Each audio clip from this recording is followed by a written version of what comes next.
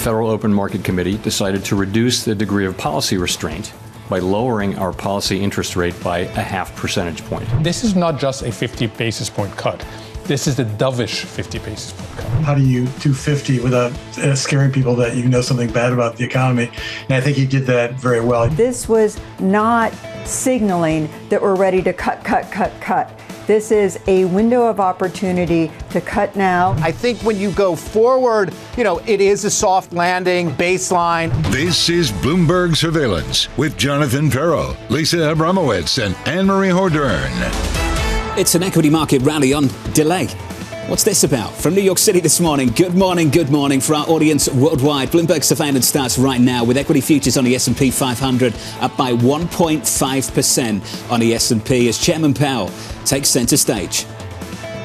Our patient approach over the past year has paid dividends. We now see the risks to achieving our employment and inflation goals as roughly in balance. We are not on any preset course. We will continue to make our decisions meeting by meeting. I do not think that anyone should look at this and say, oh, this is the new pace. So we know that it is time to recalibrate our policy, recalibrating policy, recalibration of our policy, we're recalibrating our policy. We made a good, strong start to this, and that's really, frankly, a sign of our confidence. One word on repeat throughout that news conference for the best part of 60 minutes. Recalibrate. We've moved the debate to, will it be 25 or 52? Was it a dovish or was it a hawkish 50 basis points? This comes at a time where this is one of the most discussed Fed meetings ever. And RBC's Blake Gwynn put it perfectly, that the Fed's eventual decision to cut 50 basis points landed in markets with about the same splash as an Olympic diver. Hawkish 50. How many times did we see that? Bank of America, hawkish 50. Capital Economics, hawkish 50. Kit Duke, SocGen this morning. There are disadvantages to putting a lawyer in charge of a central bank. But one advantage is the ability to make a 50 basis point cut sound like a hawkish move. For what asset class? And this is what I thought was interesting. And yesterday, this is what the asset classes were kind of struggling with. Is it hawkish for stocks? Is it hawkish for the dollar? So it seems like it's hawkish for the dollar, but okay for stocks. And basically, this was a Fed chair that jawboned a market into complying with its view that this is an okay soft landing still, that they're not going to get away from, and that they're going to keep trying to be proactively ahead of in order to ensure that there is no deterioration. We said this yesterday. Politicians in this country had drafts ready to publish as soon as this decision dropped, and that's exactly what we saw from Senator Warren. Senator Warren with her view, the former President Donald Trump with his own. One thing is very clear. There is bipartisan support in Washington about using the Fed basically as a support and going after them no matter what they were going to do. So Donald Trump came out, the former president, obviously the GOP candidate as well. I guess it shows the economy is very bad to cut it by that much, assuming they're not just playing politics. So the Republicans are basically saying if you're cutting by 50 basis points, you're either playing politics for this election or you know something we don't know. And then Senator Warren, who's been begging Chair Powell to cut the entire year, said it just goes to show an acknowledgement that Powell waited too long to reduce rates. So if you followed this yesterday, the price action following this decision was a total snooze. On the S&P 500, we just about snapped a 7-day winning streak. This morning, we're off to the races. Equity futures up by 1.5% on the S&P 500. On the Russell, the small caps, Lisa this morning up by 2.8%. This is a Fed that wanted to confirm that there wasn't weakness at the same time that they're going to cut potentially aggressively, potentially by 100 basis points by the end of this year. I actually was surprised that the move didn't stick yesterday to the upside. I was reading through this and I didn't see anything that the Fed said that would undermine the idea that they had this market's back. And that seems to be the conclusion today as they project out an even steeper path of rate cuts. You can call this a hawkish cut. And you heard that from person after person, except for Mohamed El-Erian, who pointed to the fact that actually when you look at the statement of economic projections, this was a Fed where the median dot was 3.4% by the end of next year. That is below where the market was pricing in. How likely is it that 50 is the first of many? This morning, the 2-year yield is down by 3 basis points. Your yield at the front end of the curve still in at around 360. Coming up this hour, we'll catch up with Peter Tchir of Academy Securities following the Fed's big rate cut. We'll speak to Norman Roule of CSIS on another round of explosions in the Middle East. And Jonathan Pingle of UBS looking for 25 basis point rate cuts over the rest of this year. We begin with our top story. Stocks rallying as traders digest the Fed's 50 basis point rate cut. Peter Tchir of Academy writing, all in all, think this is a close to a hawkish 50 we could get. Maybe close to neutral 50, but I give Powell credit for not turning too dovish during the press conference. If the Fed speakers in the coming days steer towards neutral, we can rally across the board. Pete joins us for more. Pete, good morning to you, sir. Morning. First impression, please, of the news conference yesterday. So I think they were trying to be a hawkish 50. And I think the market's looking at the things. You had a dissent. That's hawkish. They definitely pulled back on the rate cuts coming into next year. I think we were priced into like 10 rate cuts by the end of last year. Now it's only down to 7. He didn't get too dovish during his press conference. On the other hand, weighing on the other side of the scale is they actually went 50 bips. People were talking about not going 50. Most economists had 25. So they can be as hawkish as they want. I think the market's going to lean towards this neutral. They actually did cut 50. So they said all this other stuff. But the reality was they did 50. I was in a camp yesterday reading all the research on the way home. You were one of the first to publish, and I wrote down your quote. You said, for now, 50 basis points more this year seems like a certainty, and it is probably harder to only get 25 rather than 75. What's the balance of risk for markets into year end? You know, I think we get now back to watching the data. I think yesterday one thing was very emblematic of that was I think we sold off a little bit because the hawkish interpretation was there, but also positioning had got ahead of itself. So now I think we're recovering a little bit. I think we can all hopefully stop talking much about the Fed and really getting where's the economy, what's going to happen with the election, what's going to be the outcome of the election on the economy. So that's kind of my hope is that the Fed's kind of on the steady course. We'll get 25 or 50. They're not going to drive the market that much higher themselves. They're certainly not going to be the thing that slows it down. Where do we stand on AI? Where do we stand on the economy? I do love that the small caps are starting to rally. They tried hard yesterday. They're coming back today. We need to see that stick, I think, for a few days. But I'm optimistic now that we might be near the end of this big rotation, or the old rotation starting a new one. You can say whatever you want about some of the political ramifications after these decisions that, they're basically people trying to get attention, sound bites, et cetera.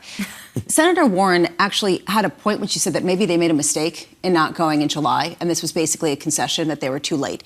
And his response to a question on that, if we had gotten the July jobs report before the meeting, would we have cut? We might well have. Is this just them playing catch up? And essentially, is that how the market's treating it? Yeah, I think they certainly should have gone in July. That's part of the reason I think so many economists got stuck saying 25, because there was good evidence for them to go 25 in July. They didn't. I think the one thing, they do not know anything about the economy that we don't. I think that's myth's kind of been shattered, right? They should have known the jobs number at the time. There were so many obvious things pointing out to the weak jobs reports leading up to that. So I think this whole concept that the 50 has anything to do with the Fed knowing something worse than us, that's just non-existent, I think, at this point. What are you looking for to understand whether the enthusiasm that you're seeing in small caps and some other sectors of the rate-sensitive markets are getting ahead of themselves, are getting frothy? So I think we need to see how some of the data plays out. We need to see a couple more days of this, right? Like yesterday, although we ended up kind of unchanged, there was some pretty good volatility, right? We were up, down, all around. So I need to see this go through a few days where, okay, we've now stabilized. Let's see people move away from this Fed narrative to where's the economy, what do earnings look like? And I think that's going to be okay. I think we'll actually get some decent jobs data. I think we're going to see support for the economy. And I think that's what's going to have to drive this. I think hopefully we're in a brief period where okay news is actually good for the markets. Okay, so you think that we should all move on from talking about the Fed, focus on other things, politics, then. One of them, we're less than 50 days out from the U.S. election. What's your base case now? I think our base case, and I think this is probably where Wall Street's coming out as a whole, is gridlock. So it feels like, to me, there's going to be enough people voting against someone rather than for someone. And that often leads, I think, to splitting the ticket, right? If you're voting against someone, maybe you don't want that party to be so much. It does look like Harris is in the lead. But on the Senate side of things, looks like Republicans will retain that. So I think gridlock and not much gets done. So if there is gridlock, how do you want to basically effectuate that in the markets? I think yields go a little bit higher. I think at the long end, we saw that a little bit yesterday. We're seeing a little bit today with the 10-year kind of even, 30-year. I think we push back towards 4% on 10s, partly because I think there will be no fiscal, control in D.C. regardless. And it's not going to be massive because no one's going to get too much done, but we're going to get back to that path. I think the Fed did make it pretty clear that they're not in a huge rush to get to the 2.875%, right? That they didn't talk about that now till the end of 2026, and the market was pricing that for next year. So I think they're going to be slow on this. We're going to get these 25s, and we'll start getting more and more policy information. I think we have global friction going on. Right now, we're a little bit optimistic, though. Maybe you see some tensions ease. There's so much going on in Russia, Ukraine. Maybe there's room enough for that to de-escalate, and same with what's going on in the Middle East. Let's just unpack that. Let's park the geopolitics for a moment. We'll come back to it. I want your thoughts on the bond market. Just a little bit more detail. Are you saying the bond markets are sound regardless who wins? in November? And does that matter? Does it matter when it comes to how divided Washington might be after the election? Yeah, I think the bond market is a sell as we start going through this, right? We're going to start talking about, more debt ceiling talk, all that usual noise. People are going to get a bit nervous. And I think no matter who's in charge, we're going to see fiscal, spending. We're going to see spending. We're not going to see the income. So I look for yields to drift higher at the long end. I think the front end is very controlled by the Fed. I think the front end, 2 years, is kind of roughly decently priced. Maybe it drifts a little bit higher in yield. It's going to be at the 10 and 30 year that we lose a little bit of control. Got it. This is the boring stuff. Now we can talk about exploding walkie-talkies. What is going on in the Middle East? What are the generals at your firm telling you? What on earth is going on in Lebanon? I think this was a very clear statement that Israel is now redirecting away from Hamas. They're going to continue that battle, but now they're going after Hezbollah. And I think if you go back in time, right, Iran attacked Israel with 1,000 drones, missiles, and there was some discussion, well, maybe it was they weren't really trying hard. One belief was that they actually were trying. You don't send 1,000 projectiles at a country and hope that they all get shot down. So that may have been Iran's best effort. So this attack on Hezbollah is a reminder to Iran, you've been impotent, right? For 2 months, we've been talking about another attack. So maybe this starts bringing everyone to the table, and Israel really flexed their muscle and said, not only do we have the power of traditional military, look what we just did. So maybe this is kind of that first stage towards a de-escalation, because deterrence is often the best policy. And I think now you've went out, I think if you're Iran and you don't have weapons to attack them, Hezbollah just got attacked viciously. Maybe you all say, let's take a break on this. I was asking this yesterday. Is this escalation to escalate or escalation to de-escalate? And your generals are telling you this is a sign that potentially we could see de-escalation of what's going on right now in the region? Yeah, and we talk about this all the time, and deterrence is such a difficult thing, right? Because deterrence, it really has to come down to not only do you have the weaponry, but you've got the willingness to use it. Now you just saw this, and I think we were talking off air, what else have they implanted? What else do they have out there that you don't know about if you're Hezbollah, Hamas, even Iran? So I think this was a real, smack, a real flex, and that's the sort of thing that I think can really cause the deterrence. And so it's an escalate to de-escalate, especially if we're right, and Iran really did try and use a lot of their weaponry with that first attack, how many months ago now with the 1,000. If they really don't have anything effective, maybe this is a good time for Iran to just say, let's, see what we can pause. Is this the reason why markets haven't been paying attention to this? Yeah, I think we've kind of hit the status quo where what we were all worried about, I think, was the flow of oil, right? And unfortunately, in the region, the biggest thing I think that's going to impact the U.S. is the flow of oil. Would the U.S. sanction Iranian oil? Would oil stop flowing due to Hezbollah? There really wasn't that much of a slowdown, and that continues to be the case.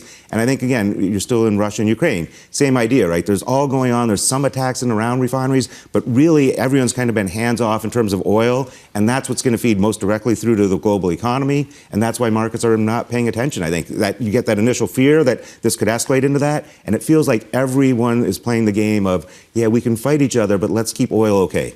Peter, you mentioned deterrence and how important your generals say that is. We're seeing this from, although they're not saying it out loud, we're seeing this from the Israeli side. Do you think the United States has set any deterrence? Your generals, do they think that in the region? I think our presence there is important. I think we've backed off. I think some of the negative messaging towards Israel. Obviously, Blinken's still there trying to push for a peace, but it doesn't feel like every day we're admonishing Israel for their attacks, what's going on. One weird thing, I'll go kind of off script here, but, one of our generals talks about the whole frustration with 2,000-pound bombs, right? We didn't want to give Israel 2,000-pound bombs. And he's like, that was actually counterproductive because a 2,000-pound bomb is designed to go through the ground, into the tunnels, and explode below the surface. Most civilians are on the surface. If you don't give 2,000-pound bombs, you drop smaller bombs, but you have to drop them one on top of each other. So the first ones actually do more surface damage, which is where the civilians are rather than combatants. So we're kind of interfering with a lot of things when Israel is making real efforts. They actually have one of the lowest civilian casualty rates versus combatant casualty rates of any recorded attacking. So they've been doing this job so I think we've kind of stepped back from telling them no every day. Let's let them proceed. And I think that was a big step to helping them in the deterrence. Pete, just before you go, do these gains stick? Is this the Europeans planning around? Does America wake up, the adults come into the room and sell this? I'm a little bit worried about that. So I think we faded a little bit. What I'd like to see is a nice 1% close. I think if we get this 3 or 4% close, which could happen because everything now is so volatile, we've got the zero-day expiration options. I think you want to fade that. I think you're looking for something that settles in around 1%, and then you want to buy that market. Peter Tchir, thank you. Peter Tchir of Economy. Lisa, equity futures up by 1.5% on the S&P. Can you imagine if I said that? I know, I just offended the whole of the city of London. I apologise. When the adults come back in the room, is this just Europe playing around? Don't you just think it feels a little bit odd that we did nothing yesterday in the afternoon when Europe was closed, and then we come in this morning and we're up 1.5% on the S&P and up almost 3% on the Russell? Maybe they're the adults. Maybe they're looking at this and saying Possibly. all roads end up with risk assets higher. Maybe we're the children. Maybe we're the children. We'll find out. All I know is Wall Street is sick of talking about the Fed and is seeking a chance to possibly move on. And now we get to talk about your favourite thing, the election. Just a little bit more. Let's get you an update on stories elsewhere this morning with your Bloomberg Brief. Here's Danny Berger. Morning, Danny. Good morning, John. The EU is warning Apple to open up its iPhone operating system. Sources say EU watchdogs are expected to announce that the company must step into line with strict new rules from its Digital Markets Act and make its operating system fully functional with other technologies. If Apple doesn't comply, the EU could launch a formal probe, which could lead to hefty fines. People familiar say Ampere Computing is exploring a potential sale. The semiconductor startup, backed by Oracle, has been working with a financial advisor in recent months to help field takeover interest. It does suggest that Ampere doesn't see an easy path to an IPO. It had filed for one in 2022 and was valued at $8 billion.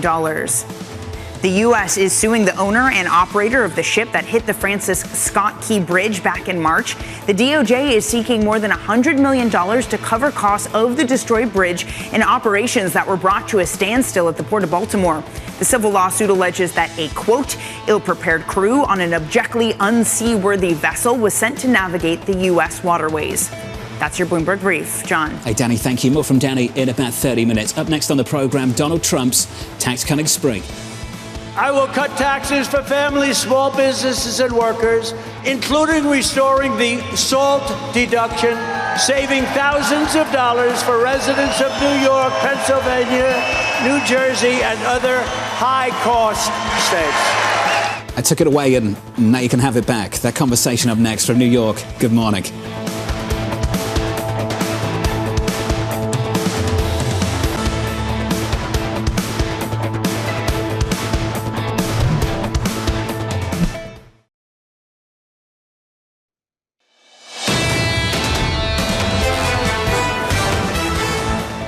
You went to sleep last night, which snapped a 7-day winning streak on the S&P 500, and you wake up to this, up by 1.6% on the S&P 500. Equities advancing here.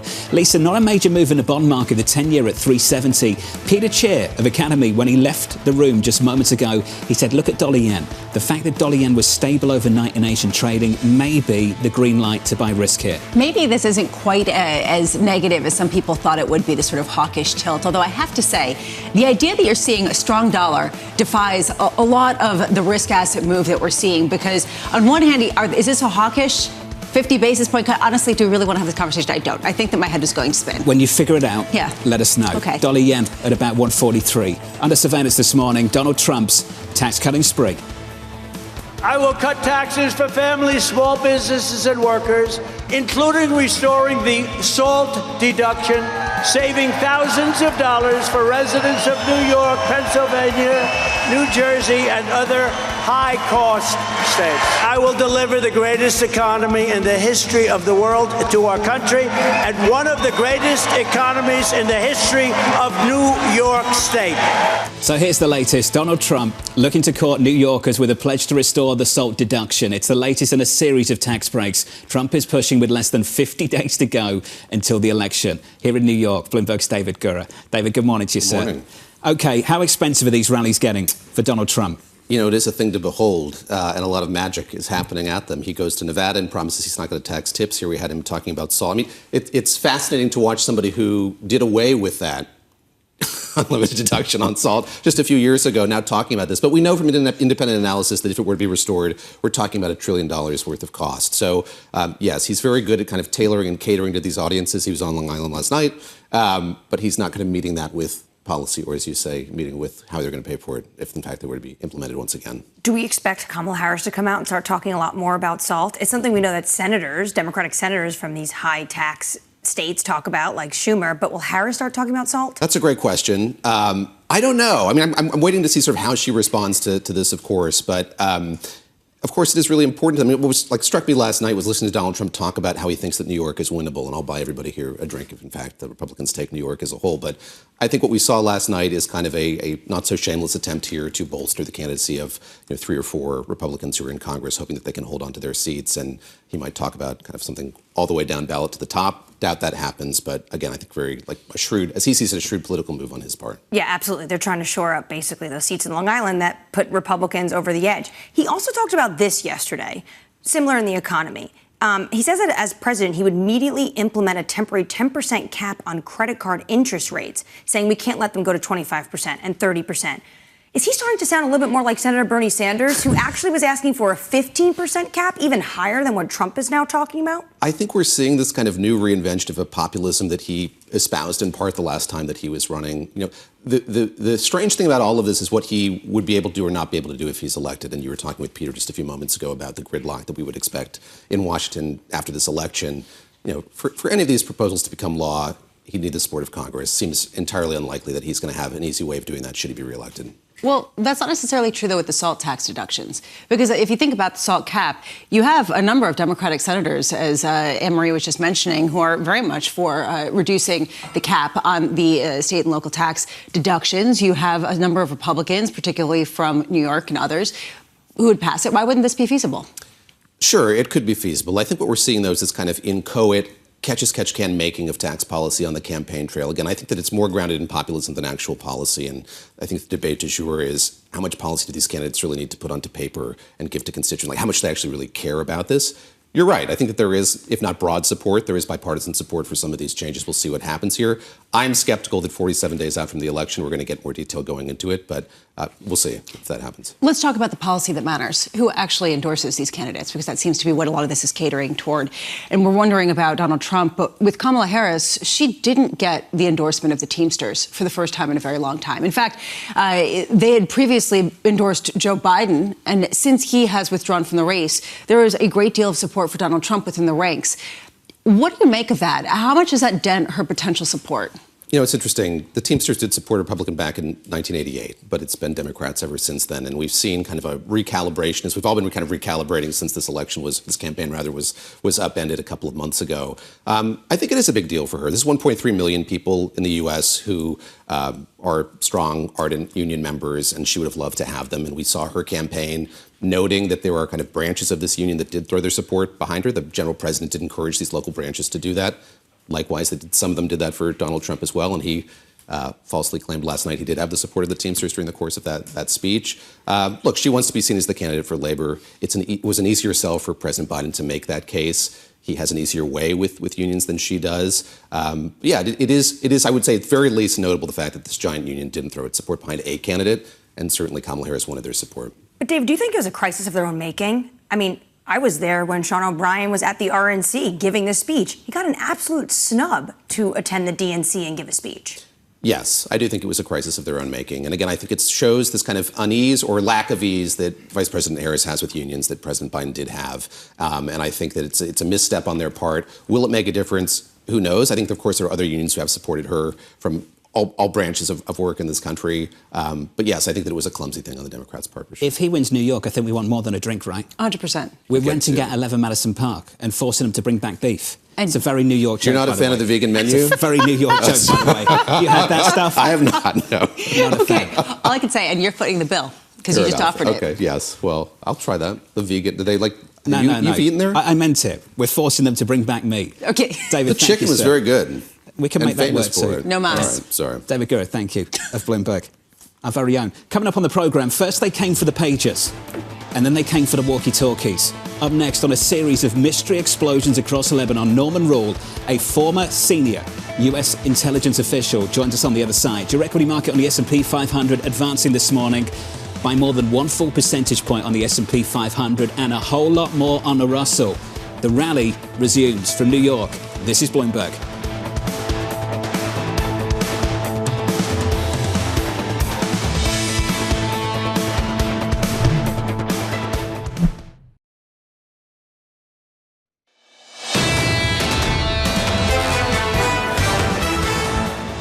Check out these gains. On the S&P 500 up by 1.6%. On the Nasdaq up by 2 full percentage points. On the Russell yesterday, we just about squeezed out a 6th day of gains on the Russell, the small caps in yesterday's session. And then this morning, pop, up by almost 3% on the session. Basically, this was Jay Powell came out and confirmed that there was strength in the economy and that he was cutting by 50 basis points. A real question as people parse through, was it a hawkish 50 basis point rate cut? Either way, what this means is risk assets are flying.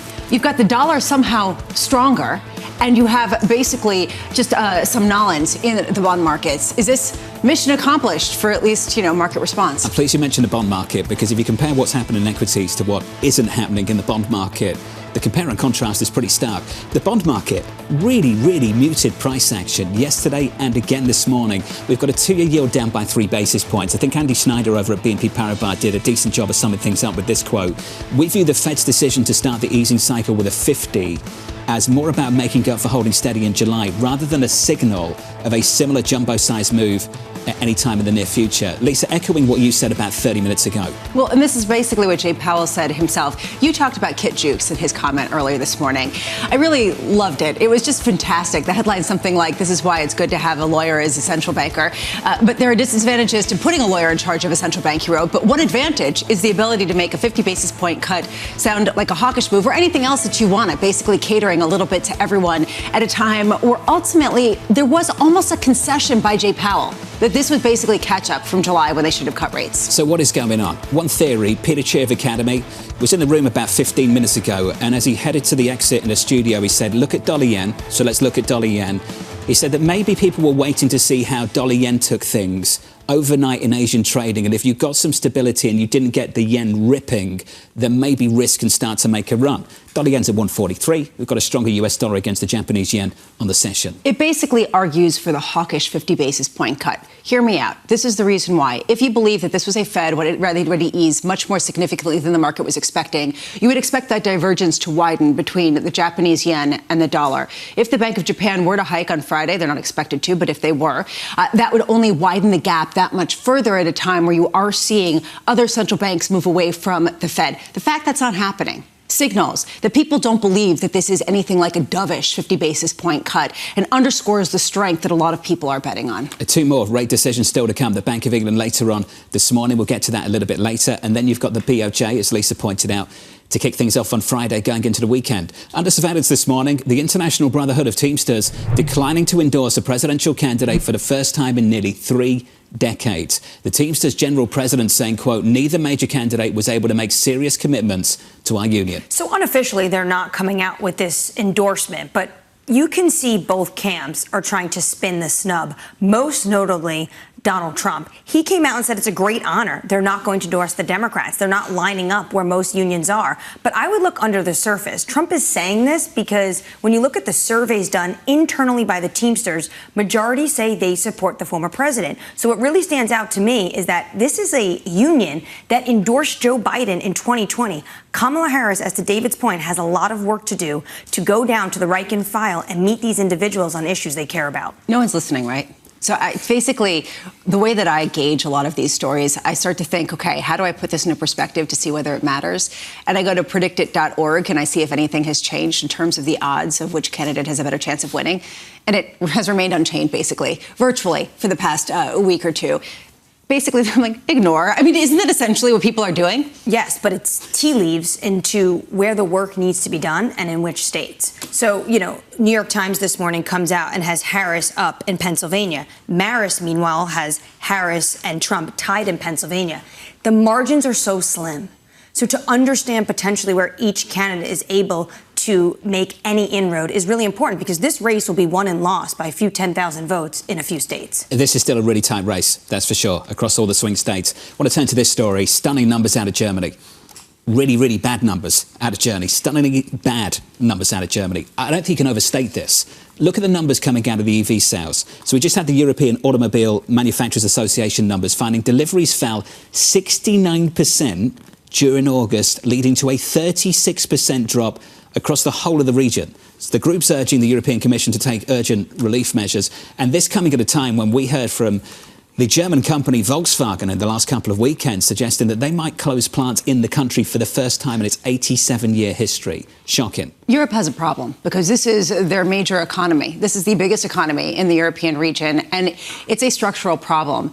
If you want to know why the dollar isn't weakening even more on the fact that they cut by 50 basis points, take a look over at the German manufacturing sector, because ultimately that is the reason why it isn't necessarily the alternative. Stunning but not shocking. The chairman of VW said the other day, electric mobility is the future of individual mobility. But, and I can't emphasize this enough, politicians have given the industry targets without the necessary infrastructure to get there. And also the people willing to get there and wanting to line up to buy these cars. One of two things needs to happen in the next 12 months. Either you're going to see a massive cut to jobs and capacity in the European automobile industry, or the politicians have to get their act together and you're going to see a big relief package. One or two things has got to happen. I don't see how this continues. It's not viable. You have to either have massive subsidies that subsidize almost a similar production kind of program as what's going on in China, which is overcapacity, because that's essentially some of the targets that they've been putting into place. But you have to imagine that that comes with ratcheting up tensions with China, which is currently a big buyer of a lot of German automakers' products. So it's a really difficult moment, and you hear that when you talk to the CEOs of a lot of these automakers. That's the latest out of Europe. Here's the latest out of the Middle East. Walkie-talkies exploding in Lebanon. A day after pages exploded across the country. Lebanon blaming Israel for the blast. The Israeli defense minister calling this a new phase in the war, with regional Islamist groups saying troops will be diverted to the Lebanese border. Leading our coverage out of the region is Bloomberg's Jumana Basechi. Jumana, you know this country better than most in our organisation. How tense are things on the ground in Lebanon right now?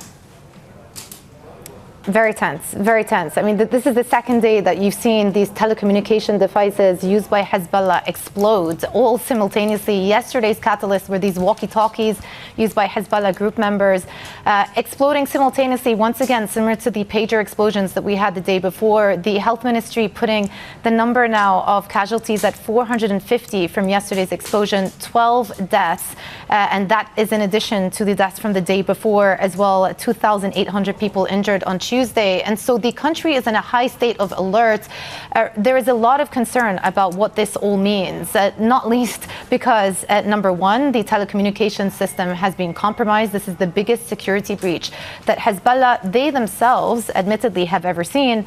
And number two, because there is suspicion that this could be a precursor to a larger military operation from Israel into the country. Now, Israel have not commented directly on the incidents, but we did get a very short televised comment from the Israeli Prime Minister Benjamin Netanyahu yesterday saying, "I said we would return the residents of the north safely to their homes, and that is exactly what we will do." And in addition to that, we also had comments from the Israeli Defense Minister Yoav Gallant saying that this is a new phase of the war. The center of gravity has shifted to the north, and that they're going to start deploying troops in the north. So yes, we have entered into a new phase. Jumana, what are we hearing from Hassan Nasrallah?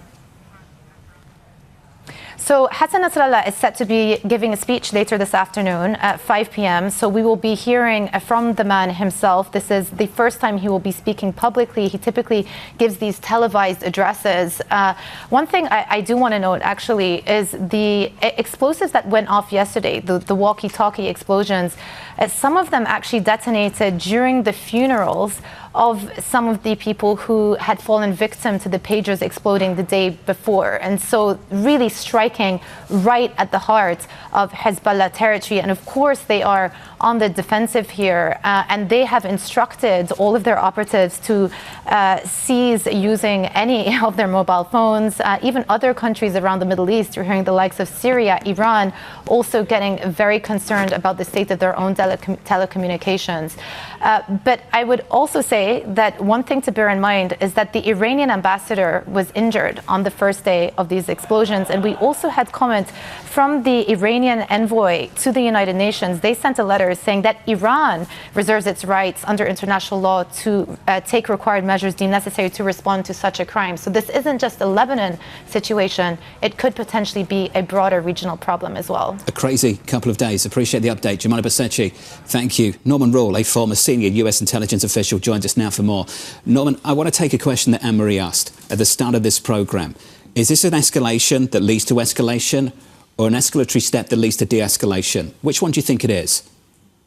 Good morning. It will depend entirely upon Hezbollah's decision-making. Israel's goals are simple: cease the attacks, return its people to the north. It's not looking to enter Lebanon.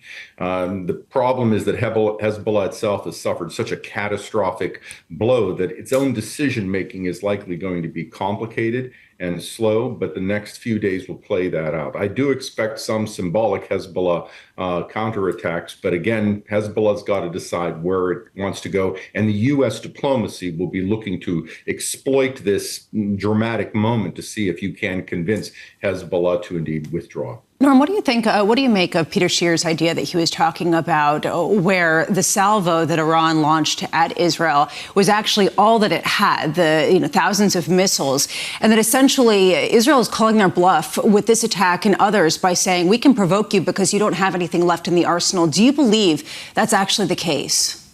No. Iran fired hundreds of rockets, missiles and drones, but it retains a large missile program. In fact, it's the largest in the Middle East, much larger than Israel. In fact, most other countries combined. It has the capability to launch further missile strikes against Israel. The challenge is it would have to get through the defensive ring that the U.S. has provided with its aircraft carrier task force. Do you have a sense of what else could be potentially in the pipeline from Israel toward either Hezbollah or some of the other Iranian proxies? This definitely has been obviously on the minds of many of the leadership, but is there any sense that we have of whether this is the opening salvo for Israel or whether this has essentially been a plan in the making for a long time that has been launched? Well, there is no question that Israel's political leadership is under significant pressure to return its population to the north. They have participated in 11 months of diplomacy, and 60 to 80,000 of its people are not able to return to their homes. They have moved elements of the experienced 98th Infantry Division from Gaza to the northern border. There they have joined the very experienced 36th Infantry Division, which has been training for a Lebanese war for some time, for many years, and they're prepared to launch actions. I don't think Israel is looking for a long-term ground war because of the cost to its economy, but we could see airstrikes, cyber attacks, special forces operations, and other operations such as we've seen with the explosive telecommunications devices. Norman, someone in the intelligence world quipped to me this week that bad things happen when you buy predictability and when you buy it in bulk. What else may be predictable that the Israelis can infiltrate? Well, anything in a supply chain is vulnerable to manipulation. And this is an old technique. As far back as the American Civil War, coal was used as to mask explosives successfully by the Confederates.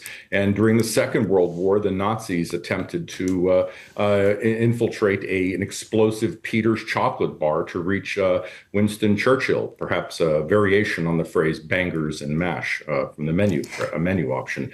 So really anything that's in a supply chain that's close to Hezbollah leadership or operatives is something that will be open to interdiction and manipulation and lethality.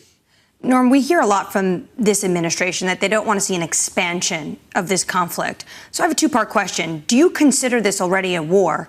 And given the fact that there is U.S. military personnel in this region, do you disagree with what Kamala Harris said on the debate stage, was that there's no U.S. soldiers fighting in active war zones anywhere in the world?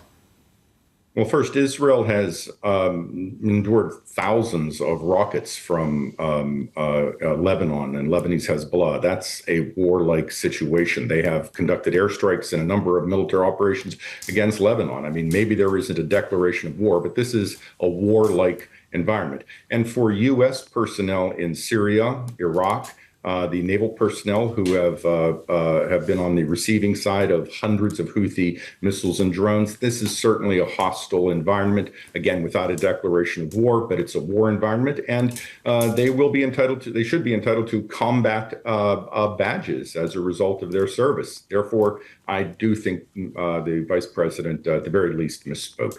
Norman, your insight's valuable, as always. Thank you, sir. Norman Roule there of CSIS. A lot of interest in this story. Any more details, we'll bring them to you, of course, over the next several days. Let's give you an update on stories elsewhere with your Bloomberg Brief. Here's Danny Berger. Hey, Danny. Hey, John. President Biden will speak later today at the Economic Club of Washington about the state of the economy. He's expected to celebrate the FOMC's outsized move, calling it a validation of his economic policies and the beginning of a policy shift bolstering the labor market. White House Chief of Staff Jeff Zients telling reporters, quote, "This is not meant to be a declaration of victory. It's meant to be a declaration of progress." Kamala Harris plans to meet with Volodymyr Zelensky next week. The Ukrainian president will be in Washington. Sources say he's expected to push his country's bid to join NATO and the EU. He's also expected to ask for a continued supply of more advanced weapons. Zelensky will present his plan to President Biden on the sidelines of the UN General Assembly later this month. Coco Gauff is looking for a new head coach. The 20-year-old tennis star has officially cut ties with Brad Gilbert after only 10 months of working with him. Gauff had a disappointing run at this year's U.S. Open, where she was knocked out in the fourth round by Emma Navarro, ending her run to defend her 2023 title. Gilbert shared the news on social media and wished Gauff well in the future. And that's your brief, John. Hey, Danny, thank you. More from Danny in about 30 minutes. Bank of England decision is about 15 minutes away. Here's a take for you. And on Twitter, X, whatever you want to call it these days. Blue Horseshoe Loves. This is the handle. Here's the take. What's the narrative today with equities at all-time highs? Bank of England rate hike, bullish. Rate cut, bullish. Governor Bailey shuffles papers, bullish.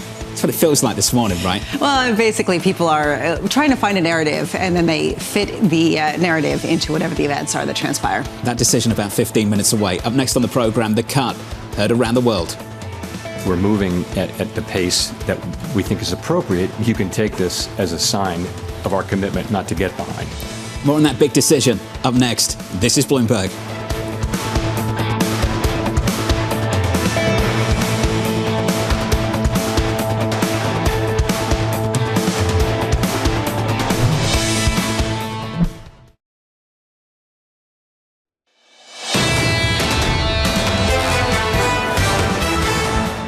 Stocks up on the S&P 500 and the small caps too. And the Nasdaq, everything rallying, up by 1.6% on the S&P 500. Under surveillance this morning, the cut heard around the world.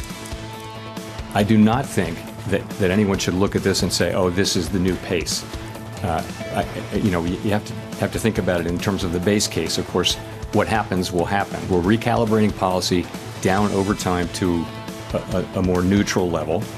And we're moving at the pace that we think is appropriate. You can take this as a sign of our commitment not to get behind.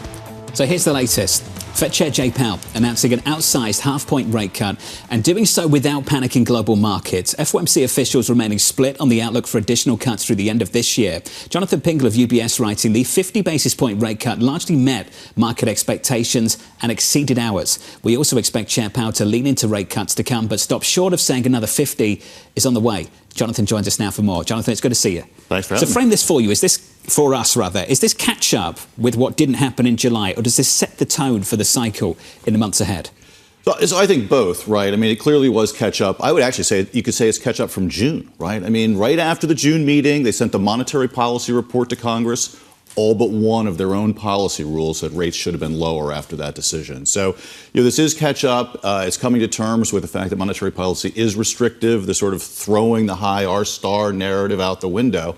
But I think the other takeaway is that the bar for moving rates lower is not that high. I mean, if they saw a 114,000 increase in non-farm payroll employment and really felt like that was the signal to become a little bit more urgent in getting out of restrictiveness, I think that frames the risks going forward. Let's talk about that word signal and where to look for signal in the weeks to come and where not to look for signal in the weeks to come. We said this met market expectations. It largely did. The market was leaning towards 50 more than it was leaning towards 25. Overwhelmingly, economists on Wall Street were looking for 25 and not 50. We talked about that repeatedly yesterday. Something didn't happen here. We had a speech from John Williams of the New York Fed. No conversation about 50. We had a speech from Governor Waller into the quiet period. No lean into 50 whatsoever. We had a couple of news articles in the media that teed up 50 again, and that's what got market pricing to where it was. Now, I'm wondering now whether I just ignore all the Fed speeches and listen to the 13th individual on the FOMC, which is just the media reports in the quiet period. What are you going to follow now? As a professional economist, what will you look for? Well, I think the message is clear, and unfortunately for you all, it was print media instead of the television. But yeah, I mean, like, you know, as unnamed source don't work on TV. Yeah, you can't sort of like blank out, blur out the face, and muffle the voice. But carry on. No, but you know, as a professional economist and someone who was at the Fed and actually, I mean, I overlapped with John Williams in the system, right? You know, I went into the Friday of the employment report thinking, and we were writing, like, okay, you know, should we change the call to 50? Well, let's see what the employment report says, and let's see what guidance we get from Williams and Waller. They were the last speakers before the quiet period. Typically, that has been a time when the FOMC has rolled out some speakers to frame the decision. And to me, they clearly sounded like we were headed for a 25 basis point rate hike. And then all of the data since then essentially surprised to the upside, right? I mean, there was no shocker that should have undone that in the economic data in between those remarks and the meeting, making the news reports that repriced market expectations seemingly very important. Jonathan, you've been at the Fed. How unusual is it to have a Fed chair who seemingly has this kind of clutch over the decision and the decision making? Because ultimately, that would be the implication here from some of the news reports and how it rolled out. Yeah, no, that's a great point. I mean, if I went back to the Greenspan days, you know, Chairman Greenspan, if you watched him at the board table, there was a reason he could control the board. I mean, he won the arguments at the table. He had vast knowledge of the data, et cetera. You know, Chair Powell seems to be using a little bit more a combination of suasion, political skill, and armed with the staff research to help him, you know, sort of make the case. But I think in this case, there actually looked like there was a fair amount of division over the decision. And maybe Chair Powell wasn't really, he was getting his way, but just barely maybe. Also armed maybe with the tool to manipulate the market, right? I mean, is that basically part of it too? If the market is saying 50, it's easier to then jawbone everybody else into that view. Oh, sure, right. I mean, that came up in the press conference yesterday, right? I mean, if the market had not been pricing the 50 basis point rate cut, would they have opened the market opened the door, they walked through? That probably did play a role, but this very easily could be, I mean, I don't want to, this could be what's happening behind the scenes. I don't know for sure. It's getting politicized already, obviously, given it's an election year. But this rate cut, we know what it's doing to markets. When will it actually impact the real economy? Well, I mean, this rate cut may or may not impact the real economy. And the market's largely, I mean, if you look at the forwards, the market was largely anticipating a series of cuts. And, you know, the 2-year yield really hasn't moved a whole lot. And you were talking about the dollar earlier, right? If you thought about, the 2 years actually up over the last 2 days, which is something that's going to influence things like, dollar pricing. And the long ends come in a little bit, but, that is sort of where, we would look for sort of the instant reaction in housing, et cetera. And I think a lot of this was already priced, and you're already starting to see it a little bit. Bingo, housing. Let's talk about it. Are prices going up or down? Feels like we've just unlocked the market overnight in the last few days. Looking at the mortgage applications numbers, boom. What's happening? Well, you're getting a pullback in mortgage rates. I mean, I think it's going to continue to support residential investment, single family. I mean, I don't know. There are affordability issues. There's a lot of heterogeneity in this market, whether it's the existing home sales, new home sales market, et cetera. But I think it's difficult to argue that lower mortgage rates are not going to support the housing market. We talk about cash on the sidelines. I want to talk about people on the sidelines. For the last 2 years. He's talking about us. Yes. Waiting to get into this housing market, waiting for some inventory to really be unlocked with the people sitting on mortgages with rates far too low who should never have got them. But anyway, here we are. Whoa, shots fired. I'm just being really bitter. Did really well in terms of their trade. Perfectly. Except that, the flip side is maybe they got in at too high of a price valuation because the levels are still high, which is your point. But I don't think, okay, you know what? Some people just lucked out. You timed the market no perfectly. Yeah. But I think it raises an important question.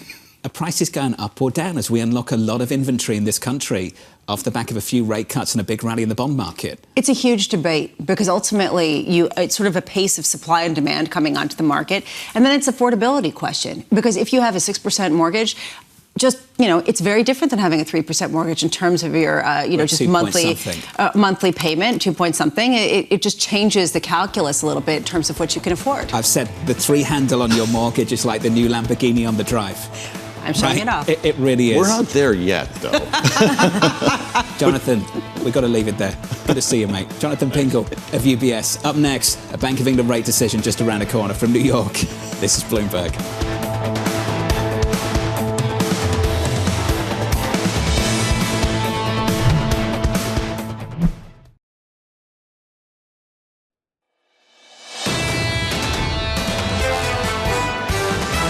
The Federal Open Market Committee decided to reduce the degree of policy restraint by lowering our policy interest rate by 0.5 percentage point. This is not just a 50 basis point cut. This is the dovish 50 basis point cut. How do you do 50 without scaring people that you know something bad about the economy? And I think he did that very well. This was not signaling that we're ready to cut. This is a window of opportunity to cut now. I think when you go forward, it is a soft landing baseline. This is Bloomberg Surveillance with Jonathan Ferro, Lisa Abramowicz, and Annmarie Hordern. Live from New York City this morning. Good morning for our audience worldwide. The second hour of Bloomberg Surveillance starts right now, and your lineup looks like this. Coming up, Sree Kochugovindan of Aberdeen on a Bank of England rate decision. Henrietta Treyz of Veda Partners as Donald Trump and Kamala Harris pitch further tax cuts. And we'll speak to the Transportation Secretary, Pete Buttigieg, on a new merger in the airline space. Before we get to all of that, we need to talk about a Bank of England rate decision. Bramo, rates unchanged. Yeah, which is really interesting at a time where they're also downgrading their growth expectation, maintaining the interest rate at 5%. That was the estimate going into this. Bank of England's Andrew Bailey saying we should be able to cut rates gradually over time. It was 8-1 vote, so that dissent, although not that notable for the Bank of England, it is normal. Talking about cutting gilt purchase stock by £100 billion over the next 12 months. But this is really what I thought was interesting, that they see the third quarter growth of 0.3% down from 0.4% in August. This just highlights how the Bank of England is not the Federal Reserve, that they're downgrading growth forecasts while keeping rates unchanged because they don't have the privilege, as they've learned over time with Liz Truss, of acting recklessly in any capacity. And they don't have the confidence in the inflation story. The pound's a little bit stronger off the back of this. Cable at 132.92, just short of 133. We're positive here by 0.6%. Rates unchanged. The vote 8-1. With the details, Lizzie Burden joined us from the City of London. Lizzie, what's your take? Largely in line with expectations? Absolutely, John. A cautious hold, exactly what we expected, except on the vote split, but we can get to that. The reason is, look, we had this services inflation spike yesterday, and we did think about maybe the impact of the Fed transferring across the pond. But look, the Bank of England wants to show that it has its own mind. And to be fair, Powell's kind of done a bit of the work for Andrew Bailey yesterday. There is also the big question of the budget on October the 30th. How much will there be fiscal tightening from the new Chancellor, Rachel Reeves? How much will that slow down the economy? Perhaps the Bank of England wants to wait until November to see that factor in. But just in terms of that vote split, Swati Dhingra, we know, has been the big dove on the committee. We were looking at how Alan Taylor would vote, the new member of the Monetary Policy Committee. As expected, he's gone with the majority. So an 8-1 split, as you said. The guidance, no press conference this time, no forecasts, but they do downgrade on growth. This is a bit like the ECB, for example. But we weren't expecting major changes here, and it is that cautious note that Bailey sounded at Jackson Hole, John. He says it's important not to cut too fast or by too much. So the expectation heading into this was that you would have cuts in November and December, 4 or 5 cuts next year. It'd be interesting to see how the pricing reacts. And just finally, QT held at £100 billion a year, the same pace as before, and a unanimous decision there. Lizzie, help us understand the differences between either side of the Atlantic. What isn't happening in the UK, what has happened in America. We just saw a 50 basis point rate cut at the Federal Reserve. We're holding rates steady at 5% at the Bank of England. Why is the story so different between America and what's taking place in the UK and across Europe? Well, look at where inflation is in the UK, 2.2% holding there. Yes, there's that worry about services inflation. And then look at the growth picture. question marks, as I say, around what the budget is going to do. We've got the first Labour government in over a decade. And so we have those questions on growth as well, hence the caution from Andrew Bailey, but wanting to prove that he is his own man. Of course, Jay Powell really coming out and saying that they are going to have that soft landing, so that confidence perhaps transmitting somewhat to the UK story. Andrew Bailey may be trying to say he's his own man. It also highlights, though, how unique the Federal Reserve is in terms of their privilege to ease at a time where there isn't necessarily obvious weakness that they can point to. The fact that they downgraded growth in the third quarter at the same time that they lowered their expectation for inflation by year end, at the same time that they're holding rates steady, really highlights that. Lizzie, how much do you think that this is going to become an increasing burden on them, especially given the political considerations and political independence? Well, remember that growth is the number one priority of this government. So it is bad news for Keir Starmer that growth has been downgraded. As we look ahead to that budget, let me say, on October the 30th, there is this tension between the idea, and it's not confirmed, we won't know until we get there, but that it could be an austerity budget. How is that going to grow the UK economy? So in the past 4 months, we've seen out of 3 of them, no growth in the UK. This is not a good look politically, but it hasn't worried them, the BOE, yet enough to go for this cut today. Lizzie, fantastic coverage, as always. Lizzie Burden there of Bloomberg outside the Bank of England in the City of London. The pound, cable, the pound against the US dollar, just took out 133. The highest, the strongest we've seen the pound against the US dollar, Lisa, going back to March 2022. Can you imagine, you said this about the ECB, can you imagine if Jay Powell had come out and done exactly this? How much the market would have absolutely flipped out if they had held rates where they were because inflation was above their target and not even that much above their target, putting aside services in the latest read in the UK. Honestly, to me, the fact that they're highlighting the political scene, or that Lizzie Burden was highlighting that, shows how different the conversation is in a country that suffered through the Liz Truss moment than it is in the United States. This self-imposed debt break that seems to be taking control of the UK story on the fiscal side, a month away, there is one similarity. The political uncertainty, the fiscal uncertainty on both sides of the Atlantic right now. If you're a monetary policy official trying to set monetary policy for 2025 and beyond, the medium-term outlook, whatever that might be, how much things could change in the next few months for both central banks? Especially at a time where we're talking about potential tariffs, et cetera, in the United States. What the reaction function, though, is of a central bank is interesting. In England, maybe the incredible emphasis is on protecting the pound after what happened with Liz Truss. In the United States, is it the same calculus? Or is it save the economy at all costs, protect the labor market, maybe depending on the incumbent, but also just in general? Is that also just the general feeling at the U.S. Central Bank? Rates unchanged on Threadneedle Street at the Bank of England. Rates unchanged at 5%, in line with expectations. Joining us now to discuss is Sree Kochugovindan, Senior Research Economist over at Aberdeen. Sree, we'd love your first reaction to this decision this morning. What do you make of it? Well, I think this is very much in line with what the markets had expected, actually. So nobody was expecting a cut today, and nobody was expecting really anything other than 100 billion in terms of QT, that pace. We'd already had the markets participants survey, the MAP survey was out, and that was quite unanimous in terms of the pace of QT going forward. And also in line with what the Bank of England had already suggested in terms of a very gradual pace that is predictable as well, gradual and predictable. I think those are 2 key messages there. But I think it's quite interesting comparing across central banks. The Bank of England actually has a slightly different position in that, A, it doesn't have a dual mandate, which the Fed has. That's one thing. The Fed does have a different framework. The second thing would be that growth in the first half of this year had been quite resilient in the UK. And yes, it is slowing. The projections are slowing. I think the projections across the street, our projection also is for growth to slow over the course of the second half of the year, but it is nonetheless relatively resilient compared to Europe, at least. It's in a very good position at the moment. So there's no need to panic in terms of the pace of easing.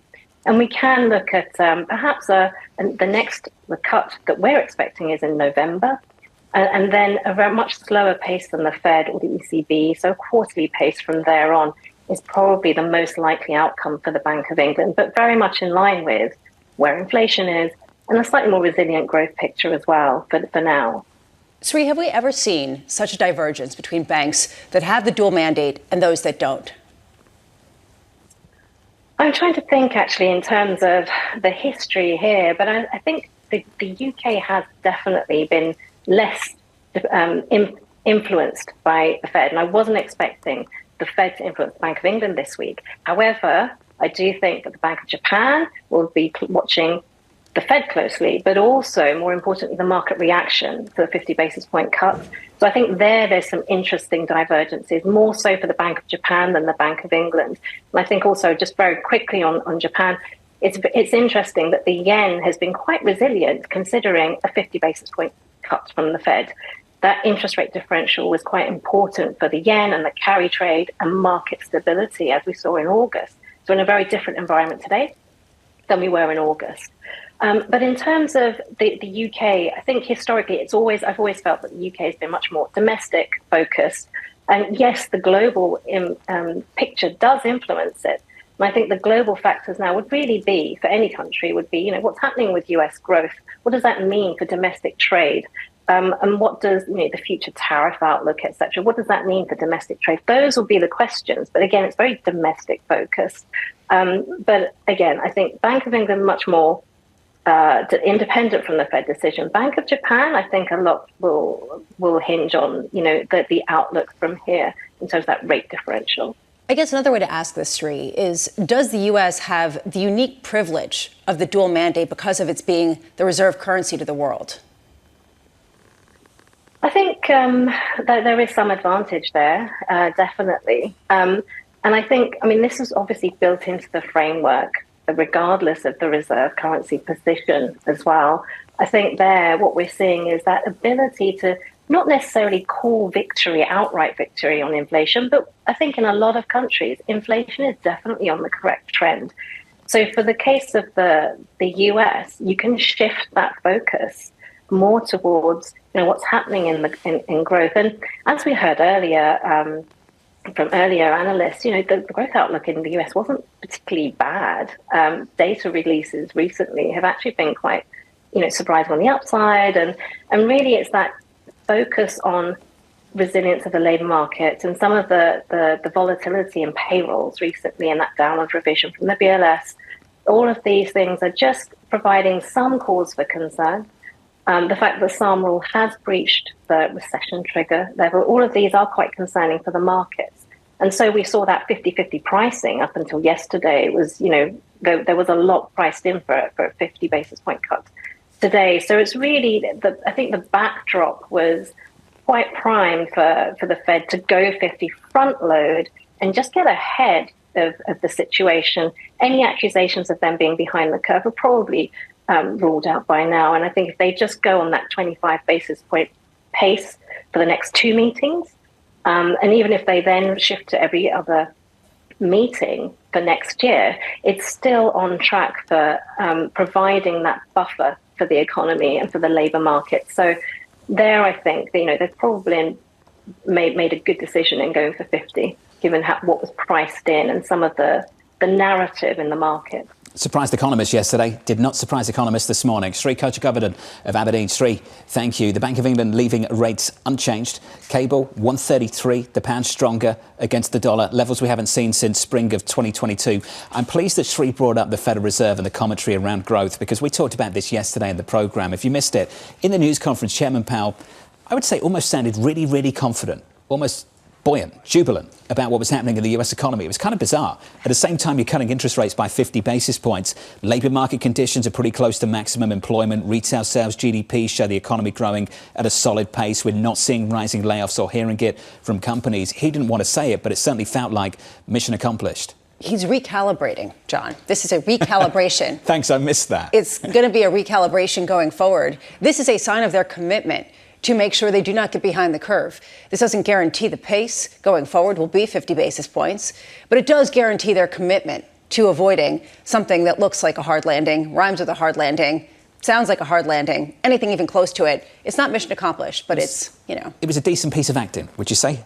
To sound like confident as you present this 50 basis point cut. Yeah, well, basically that was his job. He is a lawyer, and he did the job. Any more? No? Done? Equities right now on the S&P by 1.6% on the S&P 500. Job done for now. Let's give an update on stories elsewhere this morning with your Bloomberg Brief. Here's Danny Berger. Hey, Danny. Hey, John. In its monthly report, the Bundesbank said Germany's economy may already be in a recession. After a surprise contraction last quarter, the central bank said GDP could stagnate or decline slightly in the third quarter. In other bad news for the region, EV sales figures for August came in showing a 69% plunge in Germany last month. Boeing is requiring some workers to take unpaid leave to preserve cash. The plane maker is digging in for contentious contract talks with its largest union. U.S. workers will see 1 week of unpaid leave per month as the strike continues. The company's initial offer of a 25% pay increase over 4 years was resoundingly defeated by workers who are seeking higher raises and their pensions reinstated. Oprah Winfrey is joining Kamala Harris on the campaign trail. Oprah will join the vice president in a live stream town hall in the Detroit metro area today. Roughly 400 Harris supporters are expected to attend the 2-hour live event, with thousands more expected to watch on social media. Michigan is one of the 3 critical blue wall states critical to Harris's victory. And that's your brief, John. Danny, thank you. More from Danny in about 30 minutes' time. Up next on the program, tax cuts for everyone. Trump's like, the old Oprah joke, right? You get a car, you get a car, you get a tax cut, you get a tax cut. Harris is less so. I mean, it's a meaningful difference. Did he get that from you? I think so. It's the Oprah Winfrey election. There we go. Everyone gets a cut. Trademark. You've got to cite things. Registered. Adam should know better. He's an academic. Terry Haynes side of me. That's conversation just around the corner from New York. This is Bloomberg.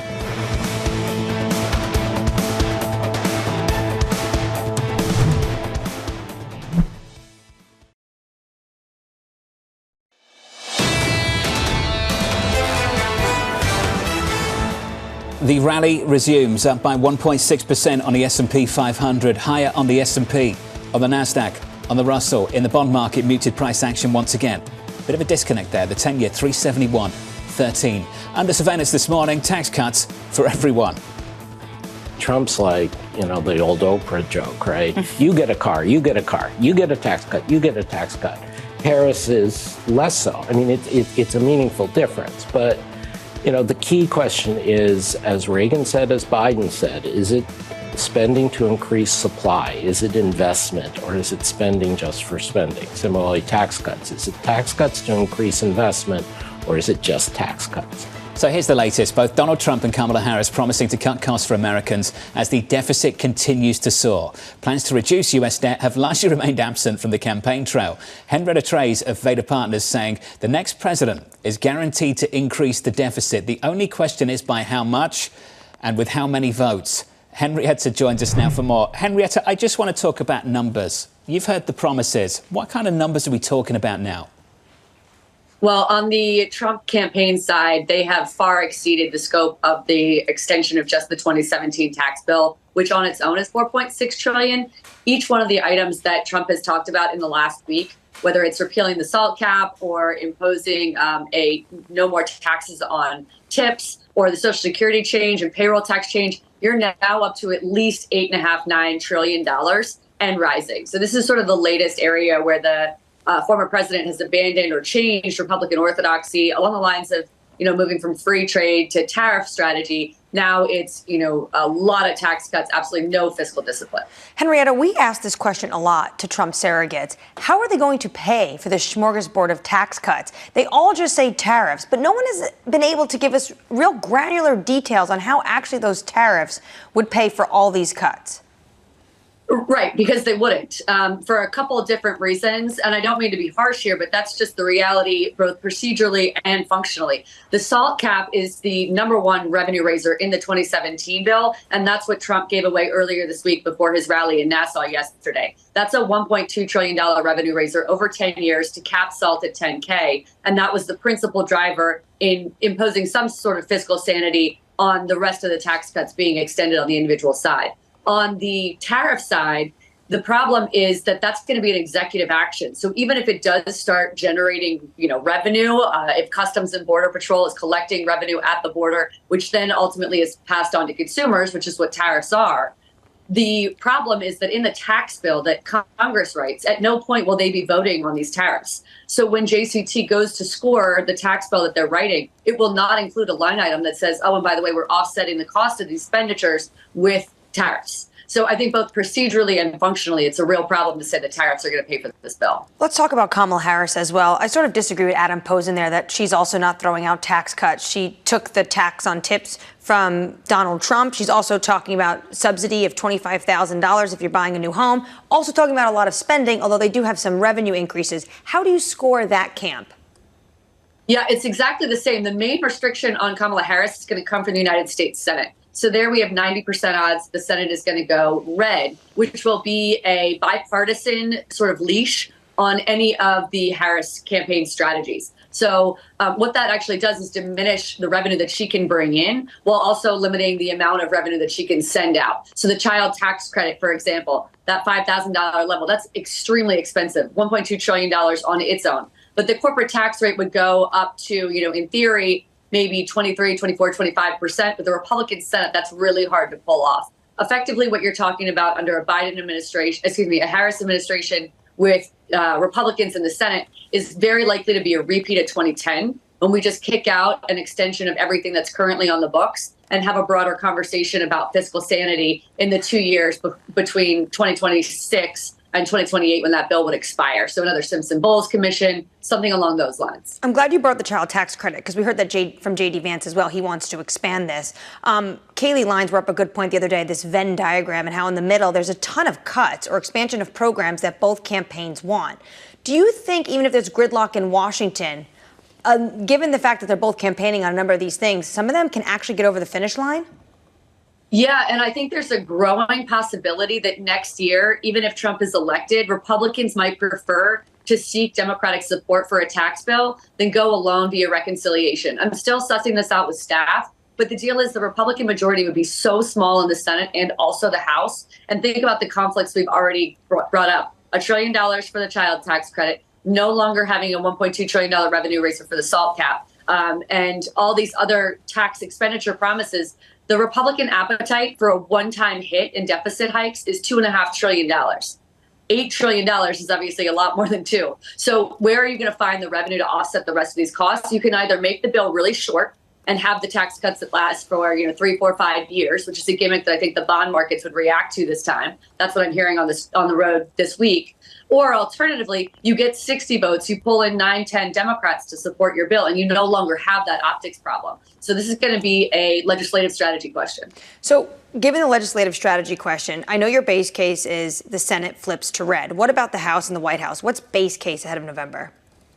The reality is 37% of Americans can name their congressman. So my expectation is that the House goes the direction of the White House. If Harris wins, I expect it to be a blue House.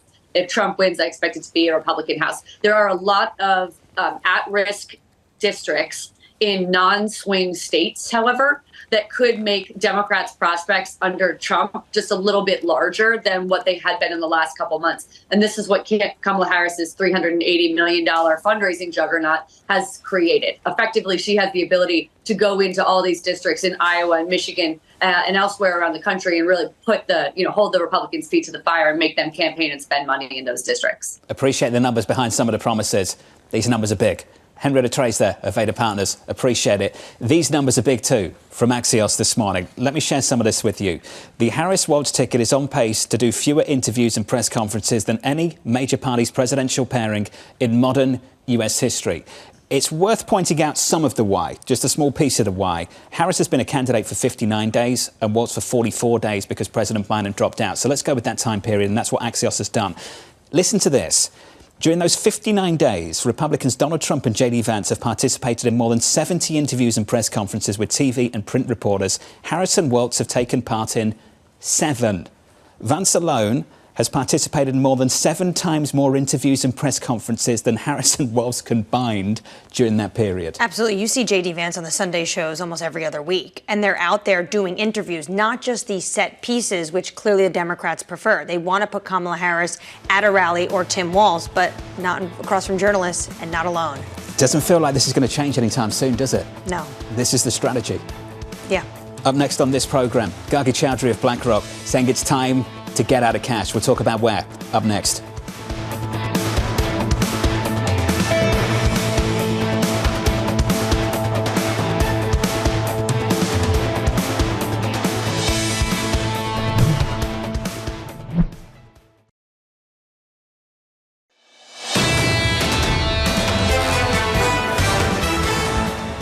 Financial markets can make a fool out of even the most smartest people on the planet. You look at the close yesterday, snapped a 7-day winning streak on the S&P, start writing things like hawkish 50, hawkish 50, hawkish 50. You wake up this morning, we're up 3% on small caps. On the S&P 500 up by 1.6%. On the Nasdaq 100 up by 2 full percentage points. The rally resumes. Hawkish is a relative term. Hawkish compared to what? They still cut by 50 basis points, and that's essentially what markets are taking their signal from. We aren't seeing the same kind of commensurate move in bond markets, and I know you're going to get to that, but there is this feeling that this is a central bank committed to upholding risk assets. And I mean, you could argue this, but no one's talking about financial conditions. Peter Bukvar actually just noting that. Financial conditions have actually only eased overnight at a time where they already are quite easy. I'm pleased you brought up the bond market, so let's turn the page and get to that story. Switch up the board and turn to bonds. Really muted price action there, even as equities continue to rip. We're down 2 basis points on a 2-year, 359. This came from Capital Economics. Is the easing cycle already priced in? Markets barely reacted to the Fed's 50 basis point rate cut on balance, and our base case is that further cuts won't move the needle too much either. That's not the bond market. That's what we're seeing right now. Maybe that's the Olympic dive, the entrance into the water. Afterwards, you just see like a little bubble. That's maybe what this is like that there's a lot of noise. Yeah. She's amazing. Just incredible. It's ridiculous. So that's maybe what the Fed just executed with the 50 basis point cut. Been watching the same material, haven't we? Well, I think that it sort of has us designated on certain algorithms. I don't know if that's just my guess. Feeding us people diving. I get a lot of them, and I really Olympics enjoy coverage. them. Yeah. A lot of Olympics coverage, gymnastics, rhythmic gymnastics. Anyway, moving on. I will just say that this is sort of a question of whether they've actually telegraphed their path, and this is what the market is expecting. So that's the bond market move. Let's turn to foreign exchange. 2 decisions today and tomorrow. Today we had the Bank of England rates unchanged. Tomorrow we get the BOJ. Cable right now is positive by 0.6%, so that's a stronger pound against the US dollar. It breached 133 just briefly, and then it's on to the Bank of Japan. At the moment, the yen's a bit weaker against the stronger dollar. Dollar yen back through 143. Will they or won't they hike interest rates in Tokyo? And how much will that potentially send the yen significantly higher or significantly weaker? Some people argue that the stability that Peter Tchir was talking about as being notable highlights how the positioning has gotten that much more balanced. There was this really heavy short position against the yen that caused that complete unwind of the carry trade that was disruptive that some people were talking about. Now there's a pretty significant long position on the yen. Has it evened out enough that it's not really the story anymore, that we don't have to keep saying, good morning. Good morning, Tokyo. Good afternoon, Tokyo. Good evening, Tokyo. Good evening. Dollar yen, 143. Maybe. You would just want to move on from the dollar yen. No, I actually find this really interesting because I actually think that, to me, the story of this year has been the divergence between central banks that have a dual mandate and central banks that don't. And I think that that story is only going to continue to get focused because, to me, that is one of the big privileges of the Federal Reserve that we're not hearing from a lot of these other central banks. Dollar yen, 143. Agreed. It's one to watch in the next 24 hours. Under surveillance this morning, thousands of electronic devices, including pagers and walkie-talkies, exploding in Lebanon over the last 2 days.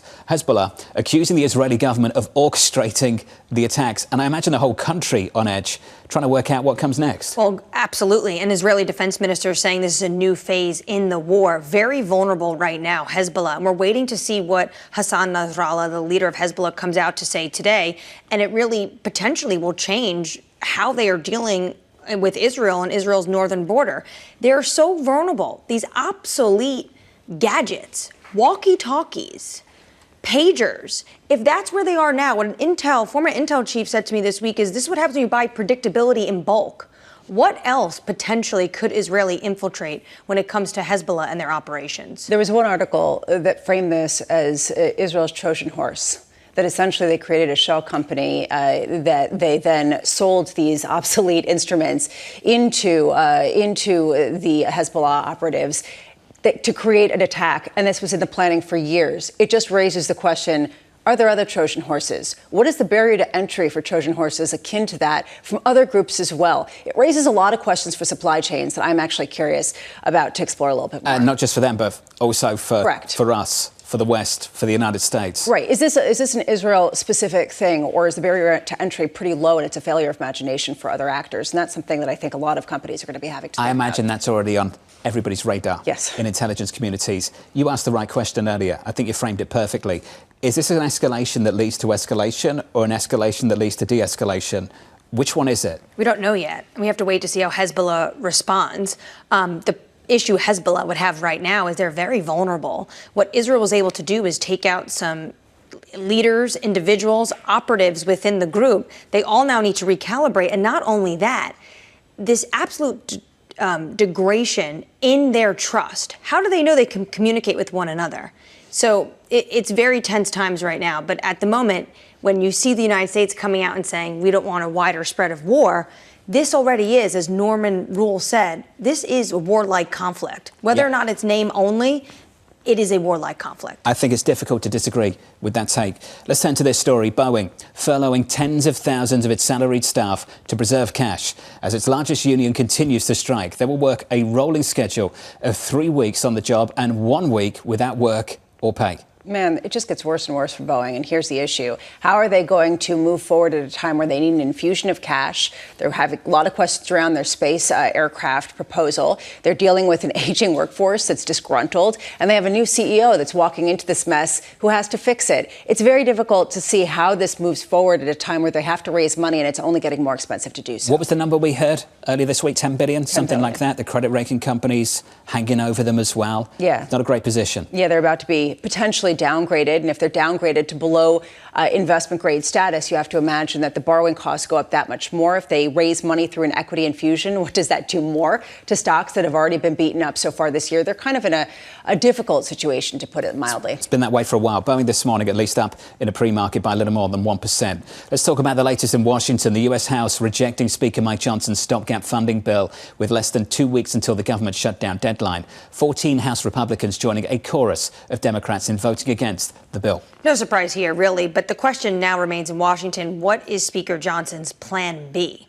Greg Valliere out with a note today saying he's going to consult with these rebellious House members, but time is running out, and that's the issue here. But the markets at the moment really aren't paying attention to this. At the end of the day, everyone thinks they're going to get through with this. You know why? Because they have to go home and campaign. They have to get back in their districts. Yeah, this isn't a great thing to campaign on, as we've seen over the last few years. Especially because Speaker Johnson was trying to get consensus and bring the Republican Party together while sowing dissent among Democrats. This didn't do that. Top story in the last 24 hours, this one right here. Markets digesting the Fed's 50 basis point cut. Gargi Chaudhuri of BlackRock writing this. Near-term volatility aside, this will create a fabulous opportunity for investors to move out from cash and lock in yields in the belly of the curve. For equities, a brief pullback is likely, but eventually a rate-cutting cycle that ends without a recession tends to bode well for stocks. Gargi joins us for more. Gargi, good morning. Good morning. I imagine you've had tons of calls. I'm sitting in cash. They've cut 50. I'm worried they're going again. And again and again and again. What do I do? What do I do? You step out of cash. I think that the signs that this Fed meeting showed us all beyond the 25-50 debate, hawkish, not hawkish, etc. Once we go past all of that, I think one thing is clear. This is a Fed that is going to that is willing to surprise the market, that is going to do what it thinks it needs to do to make sure that the labor market and the broader economy remain strong. And they will cut 50 basis points and maybe another 50 more, or perhaps even more than that if they need to, while growth remains solid, right? While growth remains at 2%. And that is an amazing opportunity to own risk assets. So own risk assets in the fixed income markets, own fixed assets, risk assets in the equity markets. I think seasonalities can get a little bit tough, but this is a great time to step out of cash. Let's break up the asset classes. Yes. We'll start with bonds, we'll move to stocks. In fixed income, when you say take risk in fixed income, in bonds, what do you mean? So first of all, I think making sure that you're very precise about where you want to target your interest rate sensitivity or duration risk. That's really important. We've been here before and talked about owning the belly of the curve. What we've meant by that is really looking at that 3 to 7 year part of the curve. And not just owning treasuries, but owning high yield, owning securitized assets, owning income, really taking this opportunity of still locking in yields, especially when cash yields are dropping fast, and earning income in the fixed income markets. And there are products that allow you to do that in an active manner, in an indexed manner. But the time is here. The time has been here, but you're not too late. Let's have a therapy session, because a lot of people are feeling like they missed it. And a lot of people feel like, they're watching as valuations get that much more expensive in stocks, in bonds. I'm looking right now at credit spreads tightening even more on the heels of this decision. How do you convince people after so many discussions that things have gotten so frothy and so expensive that now, as things are even more expensive, it's the right time to buy? So, okay, separating out bonds and stocks again, I think for equity markets, this is a seasonally weak period. We're going to have a couple of risk events. We're obviously going to have the election in 6 weeks or so. But more importantly, before that, we're going to have earnings season. And I think it could maybe make sense for equities to pull back just a little bit. I don't think you're supposed to step away. I think you're supposed to add downside protection with buffered strategies. That's what we're telling investors. Or move a little bit further up in quality. We've sort of told investors to stay away from the small cap trade. Obviously, that's doing very well. It's hard for me to imagine that does well sustainably for the next 8 to 12 weeks. Having said that, in the fixed income markets, Lisa, I hear you. Yes, spreads are very, very tight. But I think what investors have gravitated towards, if we look at fixed income flows this year, it is around yields that are available. So when we compare the yields today to what we were getting 10 years ago, yes, it's come down, but it's still very positive. And I think investors do want to lock that in, especially if we slow down even slightly from here. You talked about some risk events, including the politics, and I know Annmarie is going to go there a bit in a second.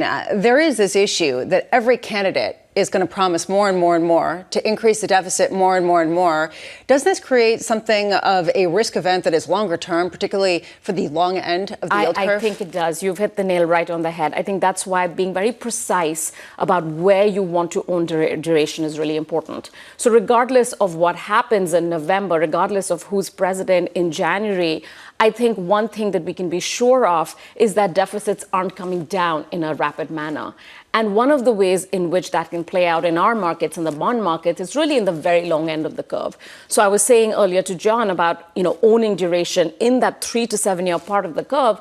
You kind of want to stay away from the very long end for now. You're not getting that additional pickup in yield. So stick in the belly of the curve and harvest some of the income that you're getting. And frankly, that's where investors are moving to as well. I mean, when I have client conversations, people want to hear about the ag. People want to hear about BINC. People want to hear about, quality equities.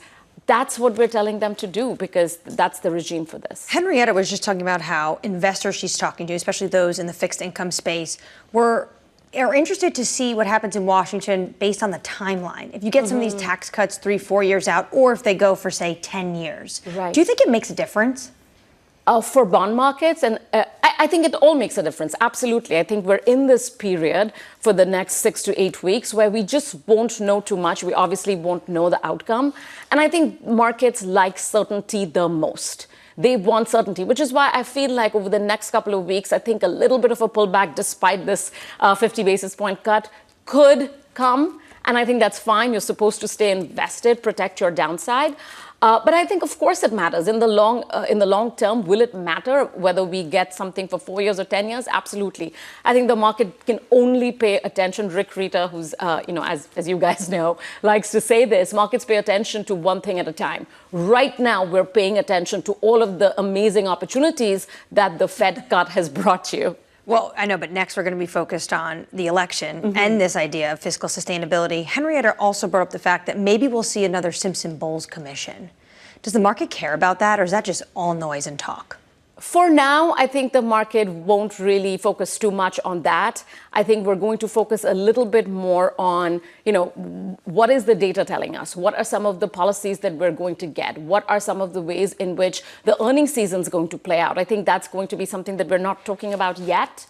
We did see earnings okay. We didn't see companies weren't doing as well on revenue. So I think we have to see whether companies can still find ways to cut expenses. And that's something we're going to be looking at. So for the near term, I think all of that is going to be much more important than if we get a commission, 12 weeks down or 20 weeks down the lane. Can we say that for now, Wall Street is sick of talking of the Fed? I think so. I think I'm really excited that we can now focus on what's really important, which is the election.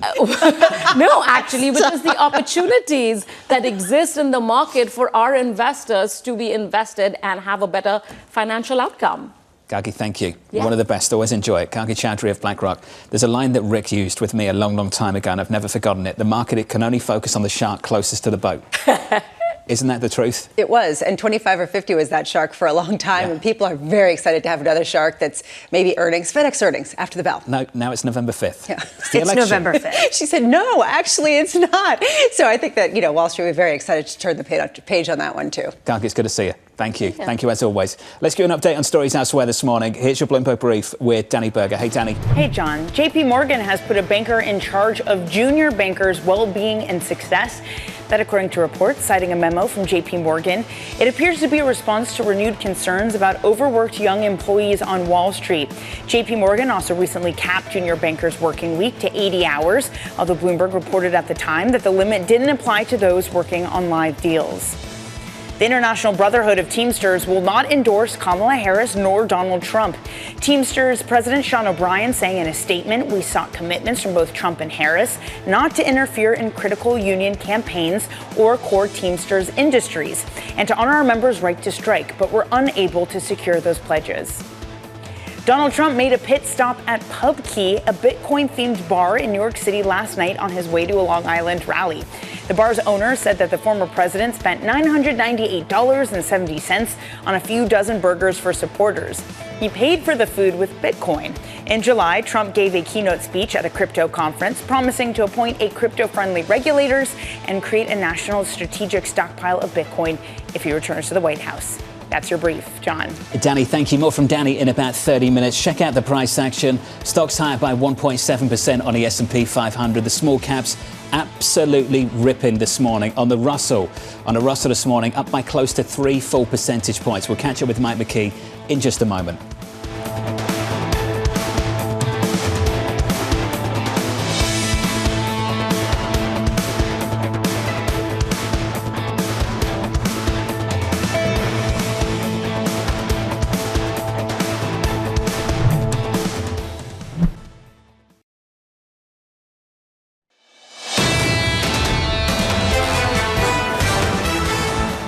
Given how muted the price action was yesterday in response to the 50 basis point rate cut at the Fed and the news conference as well, it's a surprise to see this rally this morning. On the Russell, the small caps up by 2.9%. On the S&P, we're up by 1.6%. On the Nasdaq, we're up by 2 full percentage points. In the bond market, yields look like this on a 2-year, 10-year and 30-year. The 2-year at the moment down 4 basis points at 357.30. The 10-year just about unchanged at 370.56. There is a bit of stability in the bond market, at least. That's not surprising, given what we heard and all the commentary around the Fed yesterday. What's surprising is to see that rip in the equity market through this morning so far.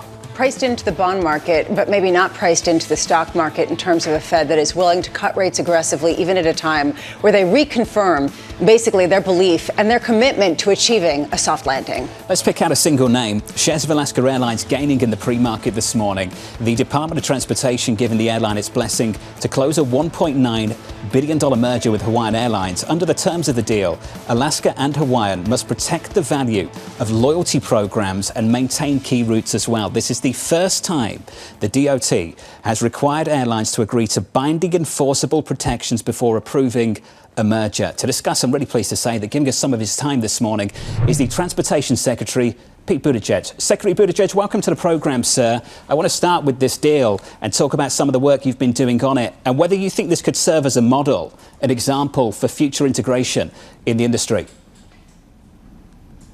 Well, thank you. We believe it really does represent a new chapter in the way the DOT approaches both consumer protection and competition. Our department has a lot of authorities, and in my view, that means a lot of responsibility when it comes to competition. I think the Department of Justice's role is well known and well understood. The Department of Transportation's role less so, partly because the department has not been very proactive over the last 30 years or so as these airline mergers have come along.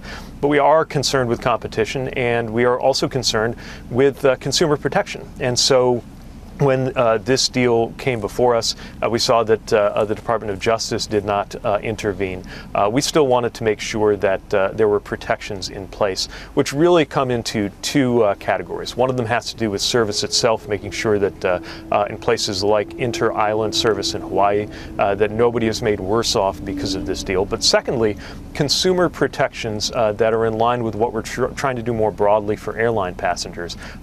Things like making sure that there's family seating available. Alaska does that. Hawaiian had not. We want to make sure it's the better and not the worse of those two, and so they've committed to that. And then probably the most new, and I think one of the most important things that we're doing, the rewards program, and making sure there are provisions related to that points and miles system too. That really is breaking new ground for us as a department, but it's increasingly a very, very important part of the customer experience, and it's looming larger and larger financially too.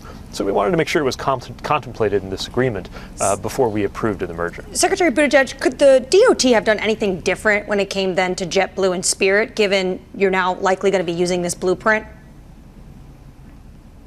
Well, of course, every proposed merger is different. It is evaluated on its merits and the impacts that it could have to competition. In that case, the DOJ took action based on a real concern about what would happen on many routes, and our department took the step, again, something that our department hadn't really typically done in the past, of aligning ourselves with that and supporting that action.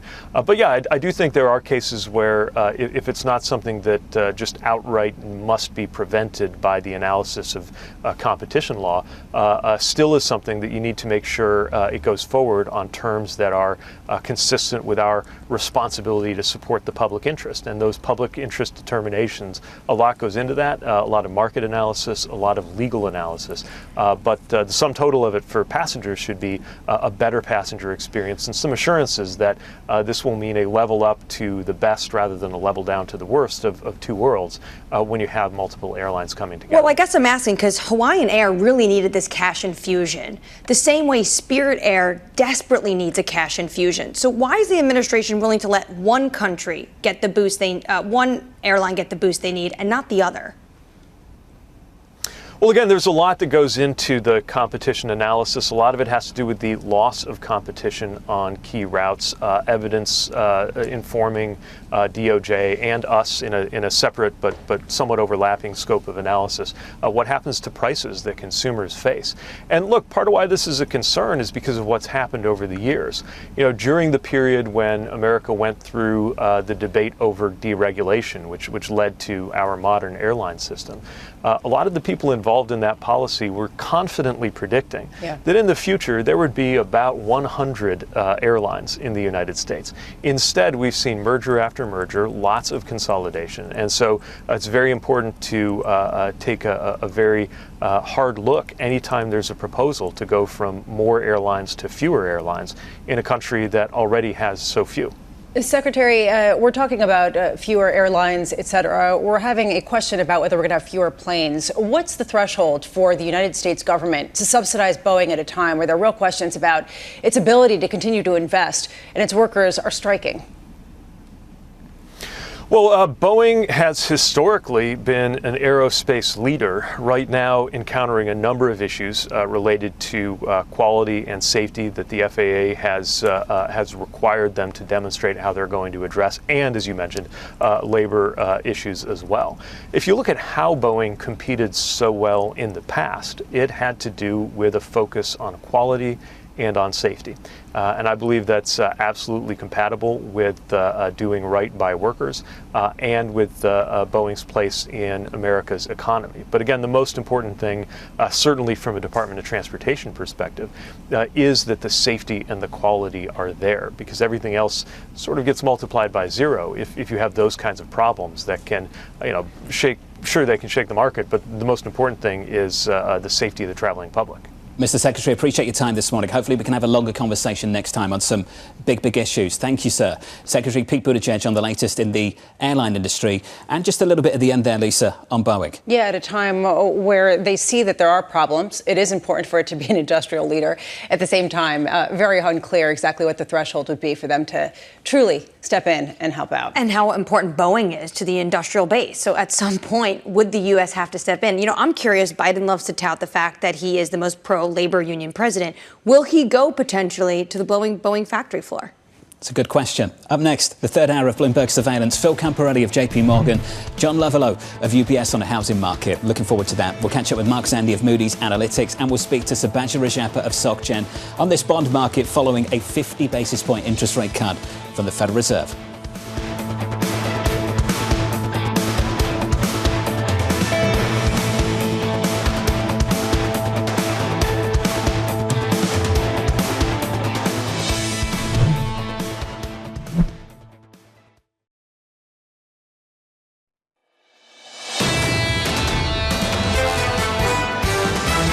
So we know that it is time to recalibrate our policy to something that is more appropriate. This is the beginning of that process. The press conference challenge was give 50 without spooking the market.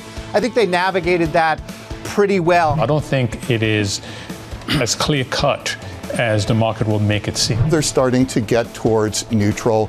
All is well. It's a soft landing kind of story, and I hope they can pull it off. This is Bloomberg Surveillance with Jonathan Ferro, Lisa Abramowicz, and Annmarie Hordern. All is well. It's a soft landing kind of story, and that's what it looks like in this equity market this morning. Good morning to you all. The third hour of Bloomberg Surveillance starts right now.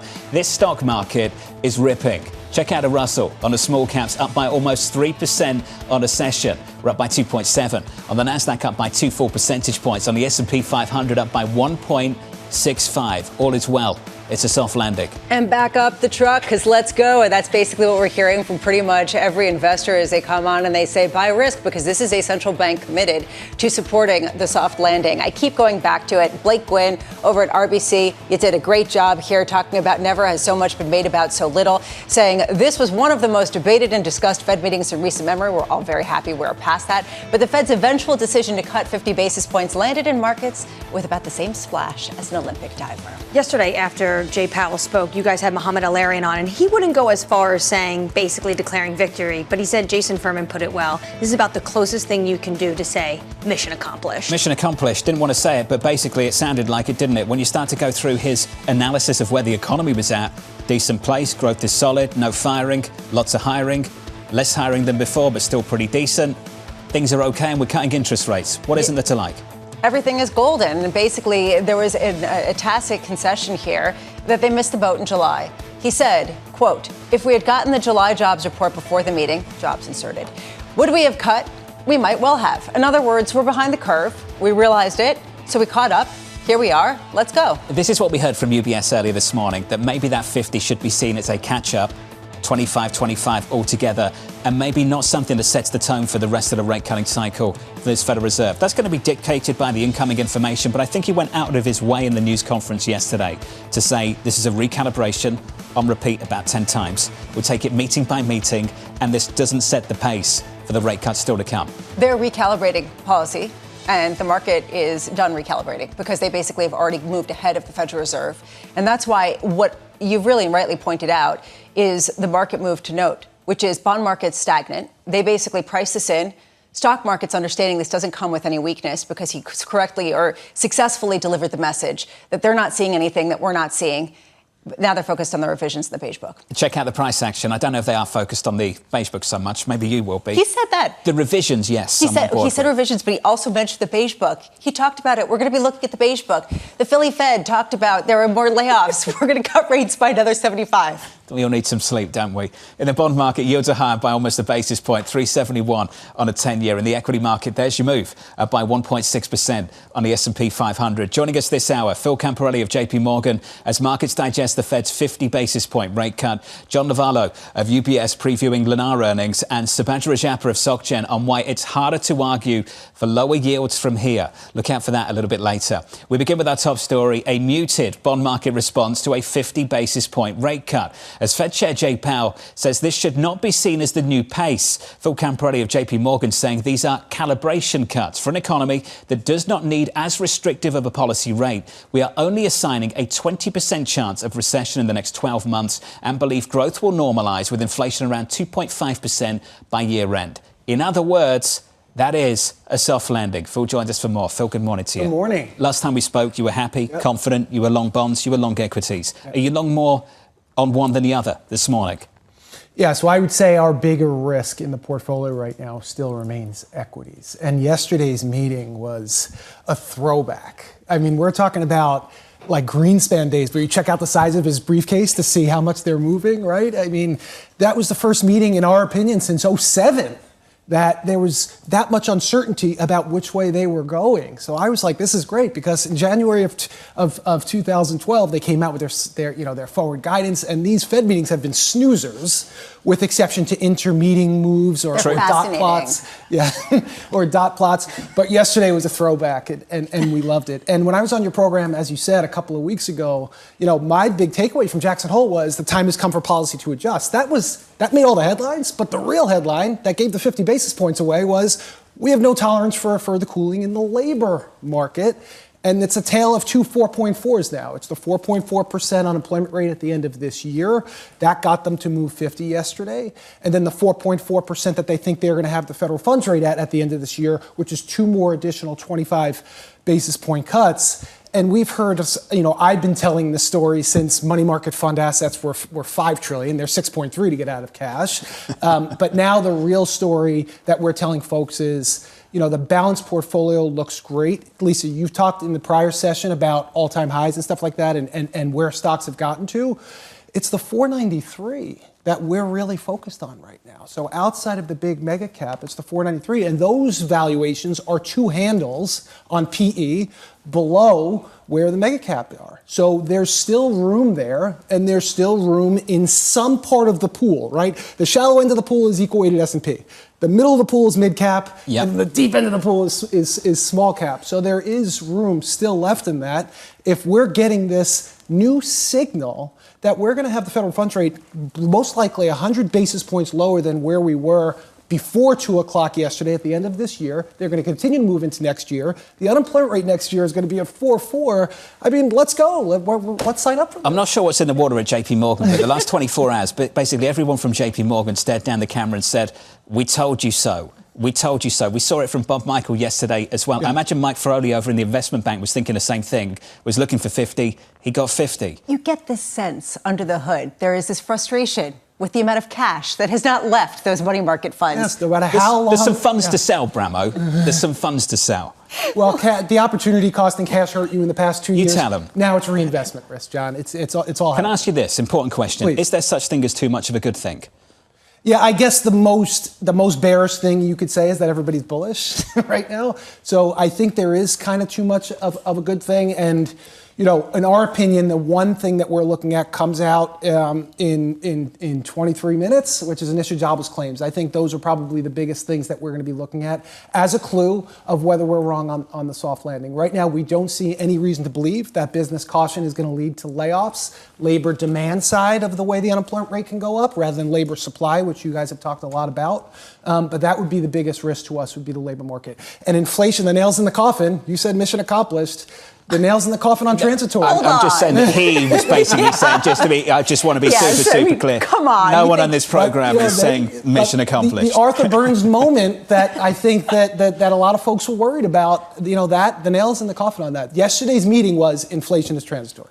Fabulous 493, terrific 2000, boring bonds, and potentially, I don't know, not necessarily great bonds. How much is the risk now in the bond market that you can't potentially get a further rally in treasuries at a time where we've priced in a lot of cuts and potentially are looking at inflation that's going to be stickier on the heels of some of the strength we're seeing in risk? Yeah, good question. You brought that up yesterday when it came out as well. I think that's a good point, that there still remains two-way risk on inflation.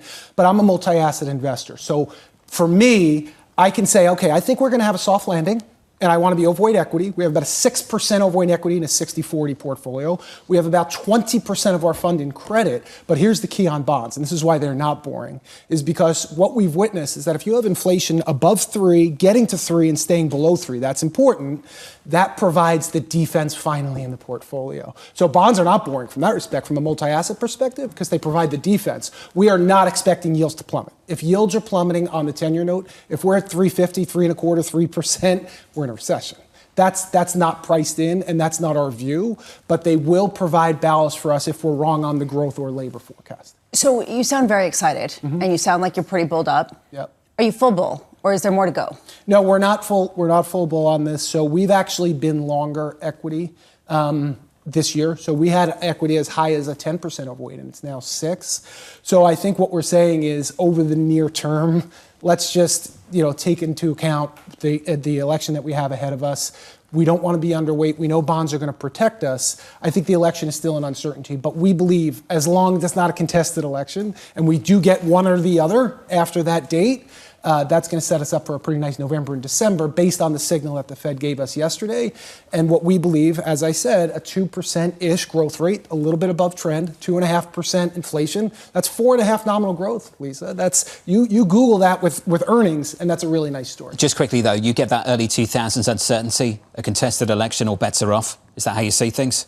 Yeah, that's right. So as long as we get an outcome, 50% of the country may not like it, but it's an outcome. And that's what we're hearing from a lot of our companies, too, that we talk to, is that they're just waiting for that to then start to get things going again. So we do need certainty there. And then obviously, our founding fathers were brilliant. So the House and the Senate also matter. But it sounds like you think it won't be a contested election. Yeah, that's right. Yeah, why do you think that? Because that's rare. I think that's what we're coming at. Is it? I think it is. So I don't want to be a political strategist here, Annmarie, but at the end of the day, it's very rare to have a contested election, and that's not what we're priced for. That's not what we're predicting. We think the election is going to come and go, and then one of the parts are going to win, and then I think that's where the November and December rally comes from, and that's what we saw in both 2016 as well as 2020. This is the U.S. market. Can we talk about the rest of the world just briefly? Sure. Did the Fed just open the door for the rest of the world to ease a little bit more? I'm thinking of Europe. Yeah, and I think he mentioned in the press conference yesterday that they've been patient, and I think the 50 yesterday was kind of a mulligan from the July meeting, and other central banks have moved. We're neutral that part of the world. If you look at the Morgan Stanley All Country World Index, excluding the U.S., that discount is like 37% to the U.S. Now, things can be cheap for a reason. Gap or trap. But we don't want to be too underweight that part of the world. So in emerging markets, that's about a 6% allocation. In developed non-U.S., that's about a 17% allocation. So you put those two things together, we still have about 23% of our 60-40 in non-U.S. We just want to be overweight the U.S. at this point. Got it. Phil, thank you, sir. Long stocks in a big way. Phil Camporeale there of JPMorgan on the equity market and the bond market alike. Interesting that it's not as overweight as it was earlier this year. And part of it is because I love the idea that you were talking about the closest shark. And what is the closest shark to the boat right now? Well, it is in 18 minutes, the initial jobless claims, and then it's earnings, and then it's the election, and that shark is kind of looming up. So we're going to have to talk about that shark until, people kind of get that out of their system. It's Rick Reeder's line. I remember learning it from him a long time ago. We're always focused on the shark closest to the boat. And I would often say, what about the storm on the horizon, right? And you would be focusing on the storm on the horizon. Yeah, but the horizon's very long for me. So there always are storms that you can focus on. It's like tornadoes and lightning coming our way. It's true. I have my own little cloud above me. But there is this issue where you do that and you lose, you miss out. And it's all the frustration that people have right now of seeing all those storm clouds, seeing all those storm clouds and sort of being paralyzed in cash. And then the storm clouds subside and it's rainbows. JPMorgan comes out and says, get out of cash, we told you so. Yeah, and it says, really? You missed the boat. We've seen this a few times already, haven't we, in the last 24 hours? Let's give you an update on stories elsewhere this morning with your Bloomberg Brief. Here's Danny Berger. Hey, Danny. Hey, John. It was a volatile and still is pre-market session for Darden restaurants. They released earnings and initially shares sank by 4%, but turned around 8.4% higher now. The owner of Olive Garden posted comparable sales that missed estimates. The CFO pointed to softness in July that then improved afterwards. In a separate release, Darden and Uber announced a partnership for food delivery. Apple is facing an EU warning that will force it to open up its iPhone operating system. Sources say EU watchdogs are expected to announce that the company must step into line with new strict rules from its Digital Markets Act and make its operating system fully functional with other technologies. If Apple doesn't comply, the EU could launch a formal probe, which could lead to hefty fines. The 76ers are poised to remain in Philly after the city's mayor announced a deal for a new arena. Talks had been ramping up that the team could potentially move across the river to Camden, New Jersey, after Governor Phil Murphy offered steep tax incentives to develop there. Instead, the arena will be built in Center City and is backed by over $1 billion in private investments. The move, though, still needs final approval from the city council. And that's your brief. John. Danny, thank you. We can pause on that story. It's a piece of American sports that I don't fully appreciate. I just don't get. Aren't you just from the city and you stay in the city? Why do you move all the time? Logistics. It's all about logistics. Because if you think about it, New York City football teams, Jets and Giants, all play in New Jersey. So go figure. Yeah, and for the World Cup, FIFA was touting that New York's going to host the final, but actually it's across the bridge. I wonder how Governor Murphy feels about that. Upper West Side. Yeah. Up next on the programme, the Morning Calls Plus. John Lovallo of UBS previewing Lennar earnings as he expects increased home builder demand. That conversation up next.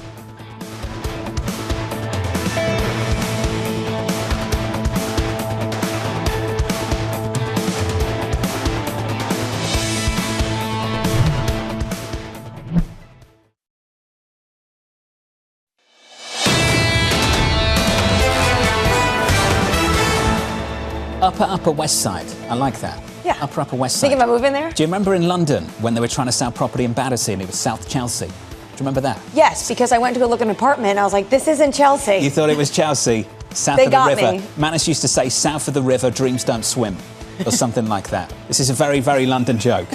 Well, there was a very New York joke, a New York Times article about the 6th borough, Philadelphia, a while back, and it was quickly lambasted. Who was more offended by that, the people of Philadelphia or the people of New York? I think it was just New York. All around Don't answer that offensive. question. Equities That's right what now I'm saying. on the S&P 500, firmer by 1.6%. We're up on the small caps by close to 3 through most of this session. Let's get you some morning calls. First up, BTIG upgrading DoorDash to buy, highlighting the company's underappreciated growth potential. Your second call from JPMorgan downgrading 5 below to underweight, saying recent channel checks point to softening sales. That stock is down 2%. And finally, Bank of America raising its price target on Toll Brothers to 165, expecting shares to benefit from the Fed's rate cut. Sticking with housing, Lennar reporting earnings after the closing bell. UBS reiterating its buy recommendation ahead of the results, expecting positive commentary on current demand trends and optimism given the moderation in mortgage rates. The analyst behind the call, John Lovallo, joins us now. John, it's good to see you. Good to be here. Thanks for having me. What does that rate cut do for this market? I mean, I think, look, rates are down 90 basis points from when Lennar last reported earnings in mid-June. We know that demand has picked up. Toll Brothers reported in August that July was, this is their May through July quarter, that July was the strongest month with strength continuing into August. Other builders have said the same. Our private builder channel checks have been very bullish. Demand is better than seasonal averages at this point. Things are moving in the right direction. So I think that, that coupled with, think about new home sales in July, up 11% month over month to 739,000. Single-family starts yesterday, 992,000, up 16%. Activity is picking up, and that's a good thing. So I think demand is moving in the right direction. Toll Brothers are for the fancy people. They don't need mortgages. That's all cash. Can we talk about who this really helps? Which builders does this really help? I think it helps all. You're right. About 30% of Toll's buyers pay all cash. So you could argue perhaps a little bit less of a stimulus there. The lower end probably benefits the most. D.R. Horton, Lennar, companies that really focus on that, probably D.R. Horton the most, on that entry-level first time. Those buyers are going to have more dollars in their pocket. But keep in mind that the builders have been buying down mortgage rates all along. And so demand has been pretty good for the public builders all throughout this, this kind of interest rate volatility. That's where I wanted to go. Yeah. I don't get this market. Basically, you have high rates, and that's good for home builders because nobody can move and no one wants to sell. So, if anyone actually wants to buy a home, you have to build it from scratch. Lower rates help them too because lower rates are better and people can borrow money. Which is it? At what point is it just price go up, period? Lower rates are good for housing, Lisa, regardless. I mean, I think that that's kind of where we sit. Now, your point's well taken, though, right? I think the lock-in effect that has kept people from moving and reduced existing home turnover has helped the builders, no question about it. Now, lower rates are going to bring some more inventory back to the market, but keep in mind, 80% of mortgages are below 5%, 60% are below 4%, so there is still a lock-in effect. There's this question about if lower rates unlock a great deal of supply from existing homes, but also from potentially home builders, won't that cause prices to potentially go down, not up, especially if mortgage rates are still well above the average that people are paying right now in their homes? I think it would take an economic shock to bring back a glut of inventory. I think the inventory return is going to be more sort of orderly, if you will, just given that lock-in effect that I talked about. Now, there will be more existing home inventory, but you know what? That also opens the pool of potential buyers. And so we think supply-demand from that standpoint will still remain, strong enough where prices are not going to drop dramatically. John, oh, sorry. I was going to say, what do you make of all this being discussed on the campaign trail, potentially supply coming because of policy in Washington? It's an interesting question. I think the Harris campaign's head is in the right spot, that we need more supply, we need more housing. The actual execution of that is very challenging because it can't be done at the federal level. It's really the municipal and state and local, kind of supply constraints in terms of land development, entitlement, zoning, permitting, things of that nature that just can't be controlled at the federal level. That's where the real problem is. And so, while it's a good idea, very hard to execute upon. So some of these incentives you hear on the campaign trail, you just believe ultimately are going to lead to higher prices. Is that fair? I mean, I think, putting more money in people's pockets, a $25,000 tax incentive, it will help demand. Could it push up prices a bit? Perhaps. I just don't see anything on the supply side really moving the needle. At this point, what are you looking for in terms of taxes as well? We talk about the SALT tax and what that does to property buying in places in the Northeast. We saw people leave the Northeast in response to that. Do you get the sense that if that SALT tax cap was removed, that you'd actually get more buying in those regions? Yes, I think that would certainly help. That said, the offset is that there's just an in-migration trend in the U.S. that's occurring because that's where job growth is happening. And think about the Sun Belt, right? That's where the employment growth is.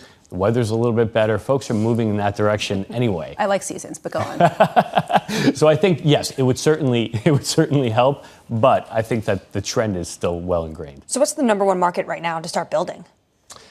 I think, look, there's great markets in Florida. The Carolinas are very strong. Texas, most parts of Texas are very good. So really the traditional kind of, golden horseshoe states are still really positive. Now, it is market by market within each of those states, but I would say generally speaking, that hasn't changed. Those are where you want to be, and that's where the public builders are. Just to wrap things up, if I went to get a mortgage right now, 30-year fix, around 6%.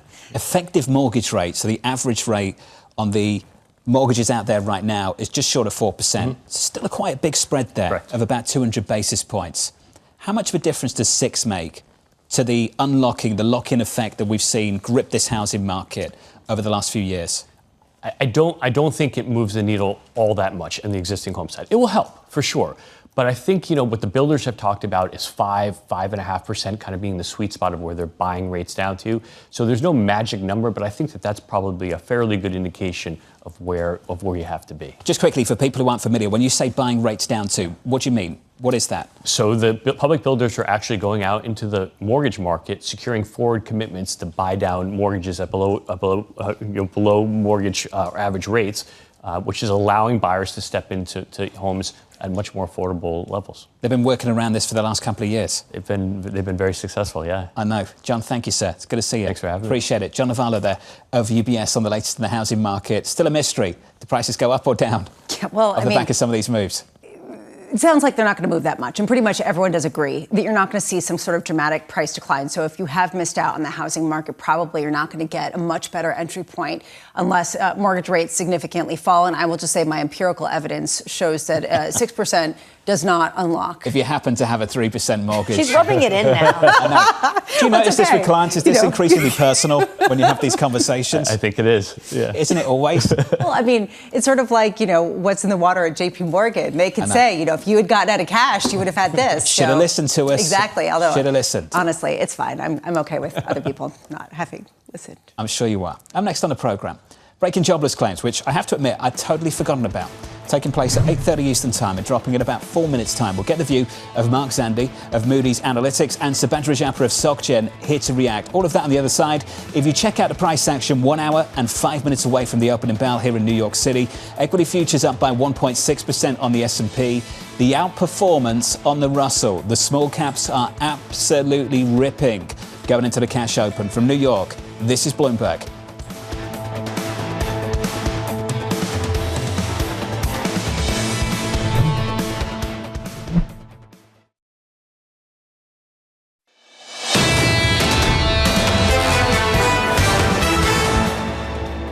We all have favourites. This is one of mine. Mark Dow, out on Twitter or X. The Fed's first hike was March 14th, 2022. Its first cut was yesterday. Over that period, the S&P 500 up 35%.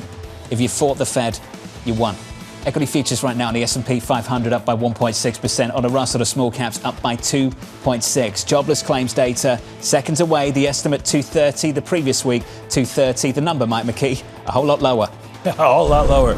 219,000. So apparently Jay Powell is right. We don't have a jobs problem at the moment, at least. 219,000 compared with 231,000, which is a 1,000 up revision higher for last week. So a big drop this week. Continuing claims 1,829,000 compared to 1,843. So some big news there. The Philadelphia Fed Business Outlook Index comes in at 1.7 after negative 7.0. The employment index 10.7 compared with negative 5.7. So the jobs numbers coming in good in just about everything at this point. Prices paid in Philadelphia, though, goes up to 34 from 24. So if you want to worry about whether the Fed went too far too fast, that gives you a very tiny data point in which you can do that.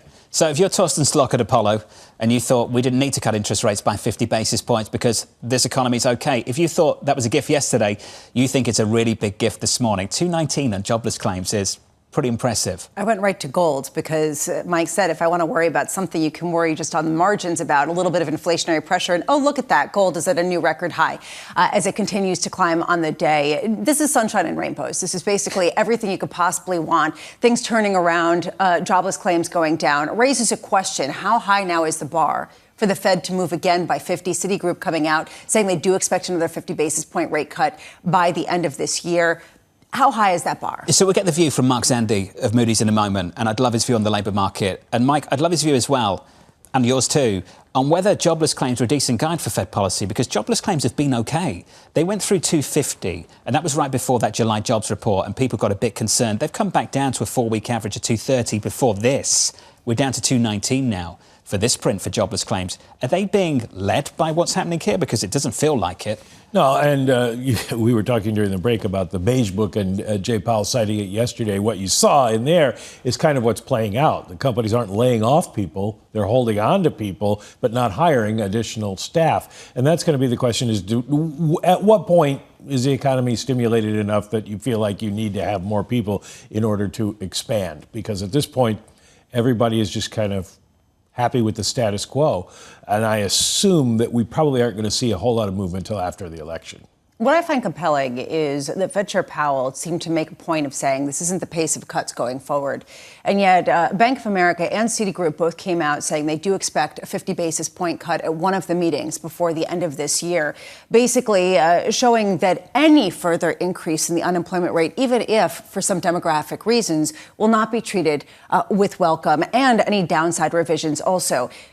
Is that sort of the feeling that you're getting or hearing on the margins from Fed officials, or what the mood was in the room yesterday? Well, you asked about where the bar is. The bar is now at 4.4%. That's what they're forecasting for the end of the year. So if we get to that level, they're going to think about it. If we go above that level, then you could see maybe a 50 basis point cut. But remember, now that we've gotten past this part, the Fed is bringing inflation back into it. They're going to be watching because now they've cut rates. Inflation did go up for pretty much all the indicators. We'll see what happens with PCE next week. But if inflation starts to tick up again, that would take at least 25 out of that 50 calculation. This is what the bulls have been screaming about, banging the table over the last few months. The economy's decent and the Fed's going to cut rates. In the last 24 hours, I think all that information is pointing in that direction. Right on cue, Brian Bowski over at BMO. New street high, S&P 500 price target, Lisa, 6,100 on the S&P. This is basically what Eddie Ardeni said would happen, that essentially you could see a lot of the gains brought forward. And why not? If you have a Fed that is supporting the view of markets while also seeing ongoing strength, well, that's the reason why back up the truck is the mood on the street today. Jobless claims come in at 219. It's the right kind of downside surprise. The median estimate in our survey, 230. Joining us now to discuss is Mark Zandi of Moody's Analytics. Mark, looking forward to getting into this with you, so let's get to it. How strong is this jobs market still? Even with that rate cut, was it even needed? Oh, yeah, no, it was needed. I mean, the job market's good, no doubt about it. We're creating a lot of jobs. Unemployment is very low. But all the trend lines were showing softness. I mean, hiring is off, hours worked are down, temp jobs are down. You know, the only thing that's really kept the job market together is those low layoffs, as you point out. The UI claim suggests that continues, so that's good news. But the trend lines here are still a bit disconcerting. So I think it makes every sense in the world for the Fed to start cutting interest rates.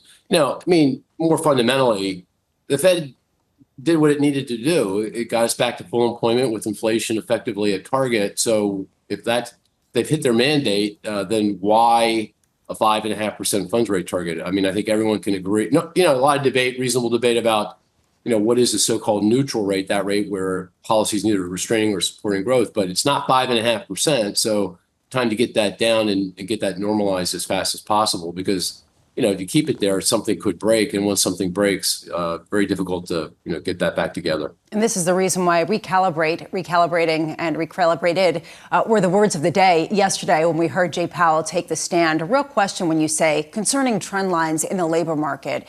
Do they fly in the face, those trends, of some of the enthusiasm that you're seeing in certain risk markets as people project this strength into the future, regardless of some of the clouds that maybe the Fed is responding to? Well, the markets, investors are doing what they do. They forecast. They're forecasting, and they're saying, "Hey, look, before the Fed started cutting rates, before the Jackson Hole speech, and Jay Powell telling us that he was going to cut rates, it felt disconcerting, and the forecast wasn't quite as good as it is today. Today, forecast is much better. We've got a 50 basis point rate cut behind us, and clearly a string of rate cuts ahead of us. So you do the forecast, it feels like a soft landing. Therefore, I'm going to go buy stocks and going to buy bonds. So, I think it's a rational response. I mean, at the end of the day, just think about this for a second. The economy is really fundamentally in a pretty good spot, and therefore the stock market should be in a pretty good spot. So it's not surprising we're at record highs and moving higher. So I think they're consistent. I don't think they're inconsistent. The one note of concern, perhaps you could argue in markets right now, is this idea that maybe we are underpricing or under-considering inflation. When you take a look at gold prices, just hovering near those all-time highs, when you take a look at the long end of the yield curve, continuing to increase, particularly in the 30-year sector this morning, this idea that maybe we are going to see some uptick in inflation. Mark, are there signs to you, and I'm looking at housing in particular, as well as potentially other sectors, are there signs to you where you could start to see that inflation start to tick up? No. Gold, Lisa? Gold, really? That's what you're pointing to? Come on. No. Inflation is back in the bottle. I mean, the thing that I think the most important to look at, inflation expectations. And there's lots of different ways of looking at that. You can look at the bond market and what the implied expectations are. Go look at the surveys that are being done by the New York Fed, the Conference Board. inflation expectations are all the way back in. So, as long as that remains the case, and I don't see a reason why that's going to change, I'm not worried about inflation. And housing, absolutely not. I don't think that's going to be the issue here going forward. I mean, if anything, in the next 12, 18 months, we should see further deceleration in the growth of the cost of housing services, because there's such a long lag between what's going on in the rental markets and when that actually shows up in the inflation measures.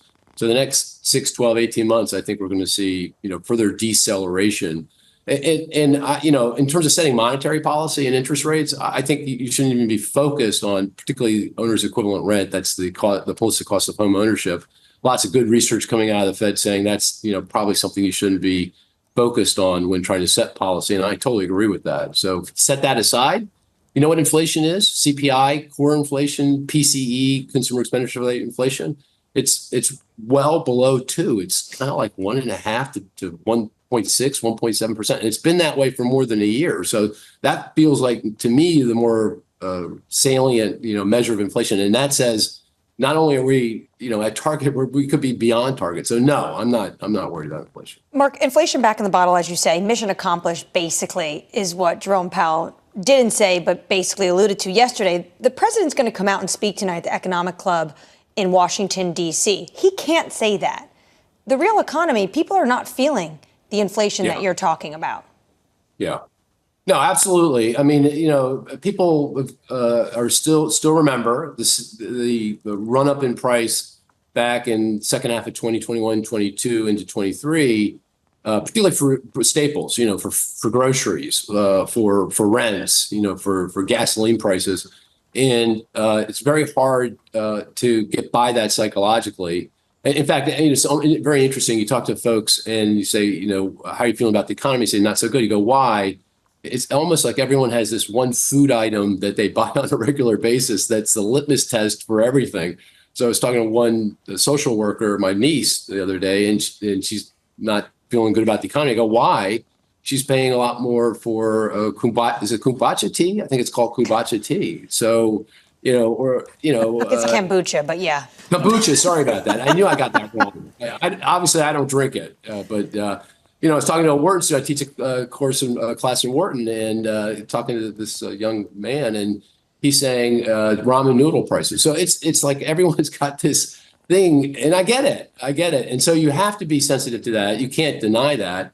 But I think the way to respond to that is say, hey, look, I hear you, and these are the kinds of things that we're doing to address, to try to get the cost of living down for you. And I think that's what the president has to do, and that's what the candidates have to do. Mark Zandi, thank you, sir, with an all-time clip that I'll be replaying repeatedly over the next several years. Lisa Gold, really? Really? Mark Zandi of Moody's. Mark, appreciate it, buddy. Thank you very much. Let's just take a beat and get to the price action going into the opening bell. Equity futures on the S&P 500 elevated. They have been all morning. We're up by 1.5%, call it 1.6 on the S&P. We've looked a lot at the Russell, the small caps, just backing away from session highs, believe it or not. If you are just joining us, welcome. We're up 2.5% on the Russell. It's the best of all worlds, right? The Fed's pulling back interest rates, and we've said it repeatedly on this programme. When the Fed starts to cut interest rates, are they doing it for the right reasons? Inflation's coming down, growth still holding up, or the wrong reasons? Are they doing it because this economy is starting to crack? This in the last 24 hours feels like the right reasons. Claims reinforces that. I think a question a lot of people might have at the moment looking at stocks, can it get any better than it is right now? Is this the soft landing? Is it a moment in time? Can it get much better than this? Can it last? Let's find out from FedEx after the bell, and then we'll find out from some of the other earnings. Really, it really puts more of a focus, more of a spotlight on earnings and how much companies are gaining efficiencies. Remember the AI story that dominated all of our conversations a couple months ago? Does that get sort of dragged out to send the indexes a bit higher? These are real questions, and honestly, it seems like the enthusiasm is defying people who are talking about valuations and saying, but what about the 493? So that's the stock market, and that was Phil Camporeale at JPMorgan moments ago. This is the bond market. 10-year yields are higher. They're not lower. So you've got this breakout in stocks, but you don't see a similar move in bonds. If you were looking for rate cut nirvana and yields coming down on twos in a bigger way, that's not what you got yesterday. It's not what you're getting this morning. The 10-year yield is up by 5 basis points. The 30-year is up by 6. The following quote made me think of the next guest. This quote came from Capital Economics. Is the easing cycle already priced in? Markets barely reacted to the Fed's 50 basis point rate cut. On balance, our base case is that further cuts won't move the needle too much either. That was Capital Economics, and it made me think of Subadra of SocGen, who's raised this question a few times in her own research. Subadra joins us now. Subadra, good morning to you. Good morning. Has this bond market gone too far? Do you want to chase this? Have we seen the big move? Is the chunk of the move already behind us? In the front end, it definitely seems that way because the market is pricing in nearly 200 basis points more of rate cuts by the end of next year. We're looking at, at least another 75 basis points of rate cuts by the end of this year. So it's very efficiently priced for a very aggressive policy path. If you have data that's as strong as it has been, it's going to be really hard for the Fed to justify a very aggressive rate cutting cycle from here on. They're going to be very cautious. To us, another maybe 25 at the November meeting and a 25 at the December meeting type path, very much aligned with the summary of economic projections, makes sense. But a very aggressive policy path is what the market's pricing in. So that kind of caps, or I should say puts a floor on how much the front end can rally. And if you're going to get the stimulative effect of rate cuts, you're going to see that play out in the long end by way of higher yields and steeper curves. So you're expecting high yields and steeper curves led by the long end? Yeah, that's very much the price action that we're expecting. The front end pegged, any sort of good news like we got today with the claims is going to play out as higher yields in the long end. So the steepener curve steepening trade is very much here to stay. So it's going to be a question of how much more that's going to be the trade led by the very front end rallying. And that's really where I think it's very difficult. Unless you see a meaningful deterioration in the data and the Fed has to deliver what's priced in, it's going to be very hard for the front end to rally meaningfully from here. I'm looking right now at the yield curve, the gap between 10-year and 2-year yields, and you can see it's the highest level going back to when it last was positive in the summer of 2022. I wonder what this means for credit. We're talking about how you do get a boost in equities in the heels of this because the soft landing nirvana can continue. Do you lean in given how tight spreads already are? It makes it very difficult to over-allocate to credit at the current time, given the fact that spreads are extraordinarily tight. So you have to kind of pick your spots, I would think, in credit as well as in some of the risky assets, given how much the markets have performed. But broadly speaking, if the Fed is ready to cut rates and ease policy, that's positive for some of these assets. And if you're looking at yields and total returns, you're still getting pretty decent yield in being in some of these risky assets. The reason why I ask is because Phil Camporeale came on and basically, in so many words, said, I told you to get out of cash, buy some income. If you missed it, sorry, it sucks for you, but you can actually get a little bit more. Do you feel the same sentiment from your clients? And do you feel, albeit at sort of less attractive valuations, do you feel like it still is an okay time to extend and lock in some of the yields that we're seeing? So I don't. I think that the front end is going to continue to offer a lot of value for investors to park their cash in because, the yields are quite attractive.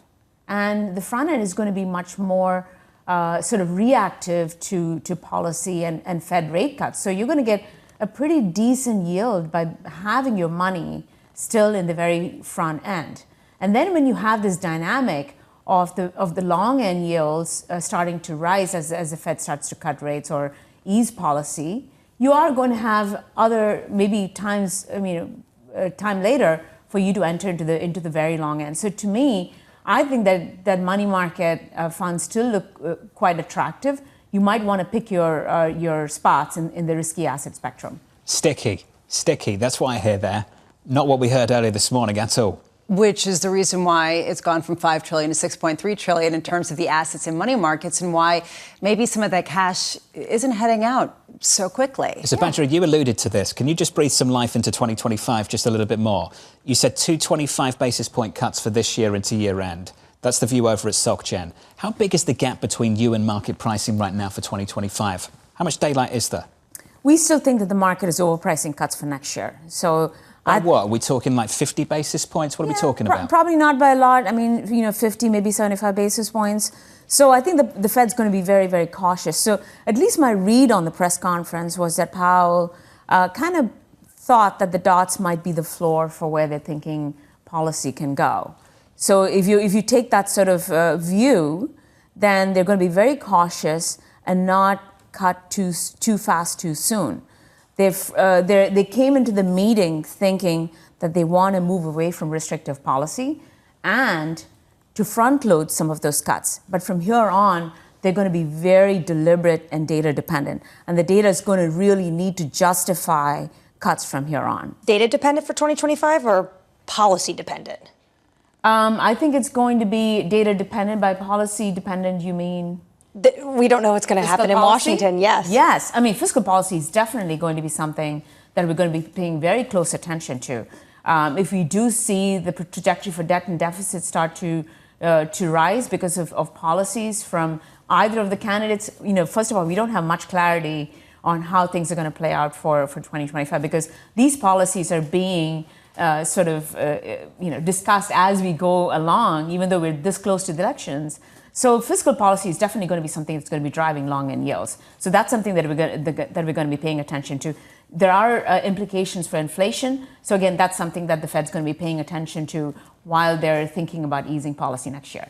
November 7th, that next Fed decision is going to be so different compared to what we just experienced in the last 24 hours. We'll have a much better picture of policy in 25. At least we hope we will, 2 days after the US election. And the Fed has to respond to it. That's the tricky thing. Now they can kind of punt in a much more obvious way. We're going to just do what we do.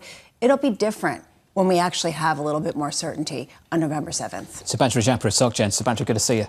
Good to see you. Some original views on what's going to happen with that cash on the sidelines. Always hear about that cash on the sidelines. Is it really on the sidelines, I think? This from Bespoke, I just want to bring this statistic to you because I think it's pretty fascinating. Today is set to be the biggest gap higher for the S&P 500 ETF after a scheduled Fed day since October 30th, 2008, after Bernanke cut by 50 basis points in the midst of a financial crisis. That gives you a sense of the scope of just absolute celebration on Wall Street today. Are you trying to make us nervous going into the opening bell? No, I just think that's an interesting data point. You can draw your own conclusions. I'm watching gold. I've drawn mine. Equities right now on the S&P 500 up by 1.6%. Really? Gold?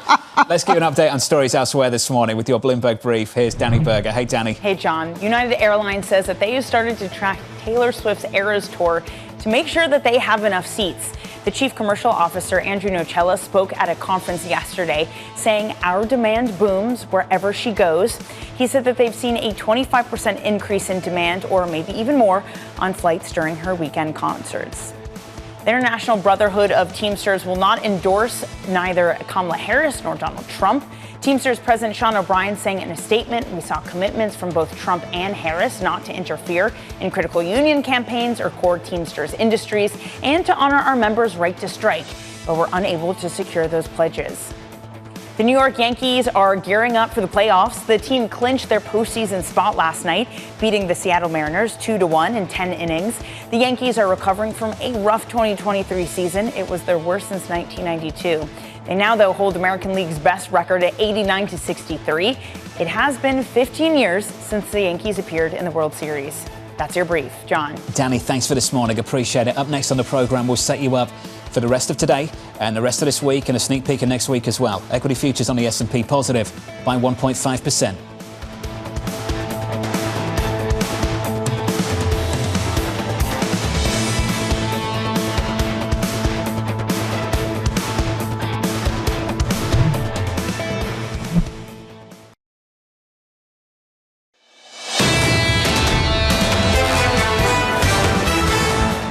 Stocks doing nicely here, up by 1.5% on the S&P 500.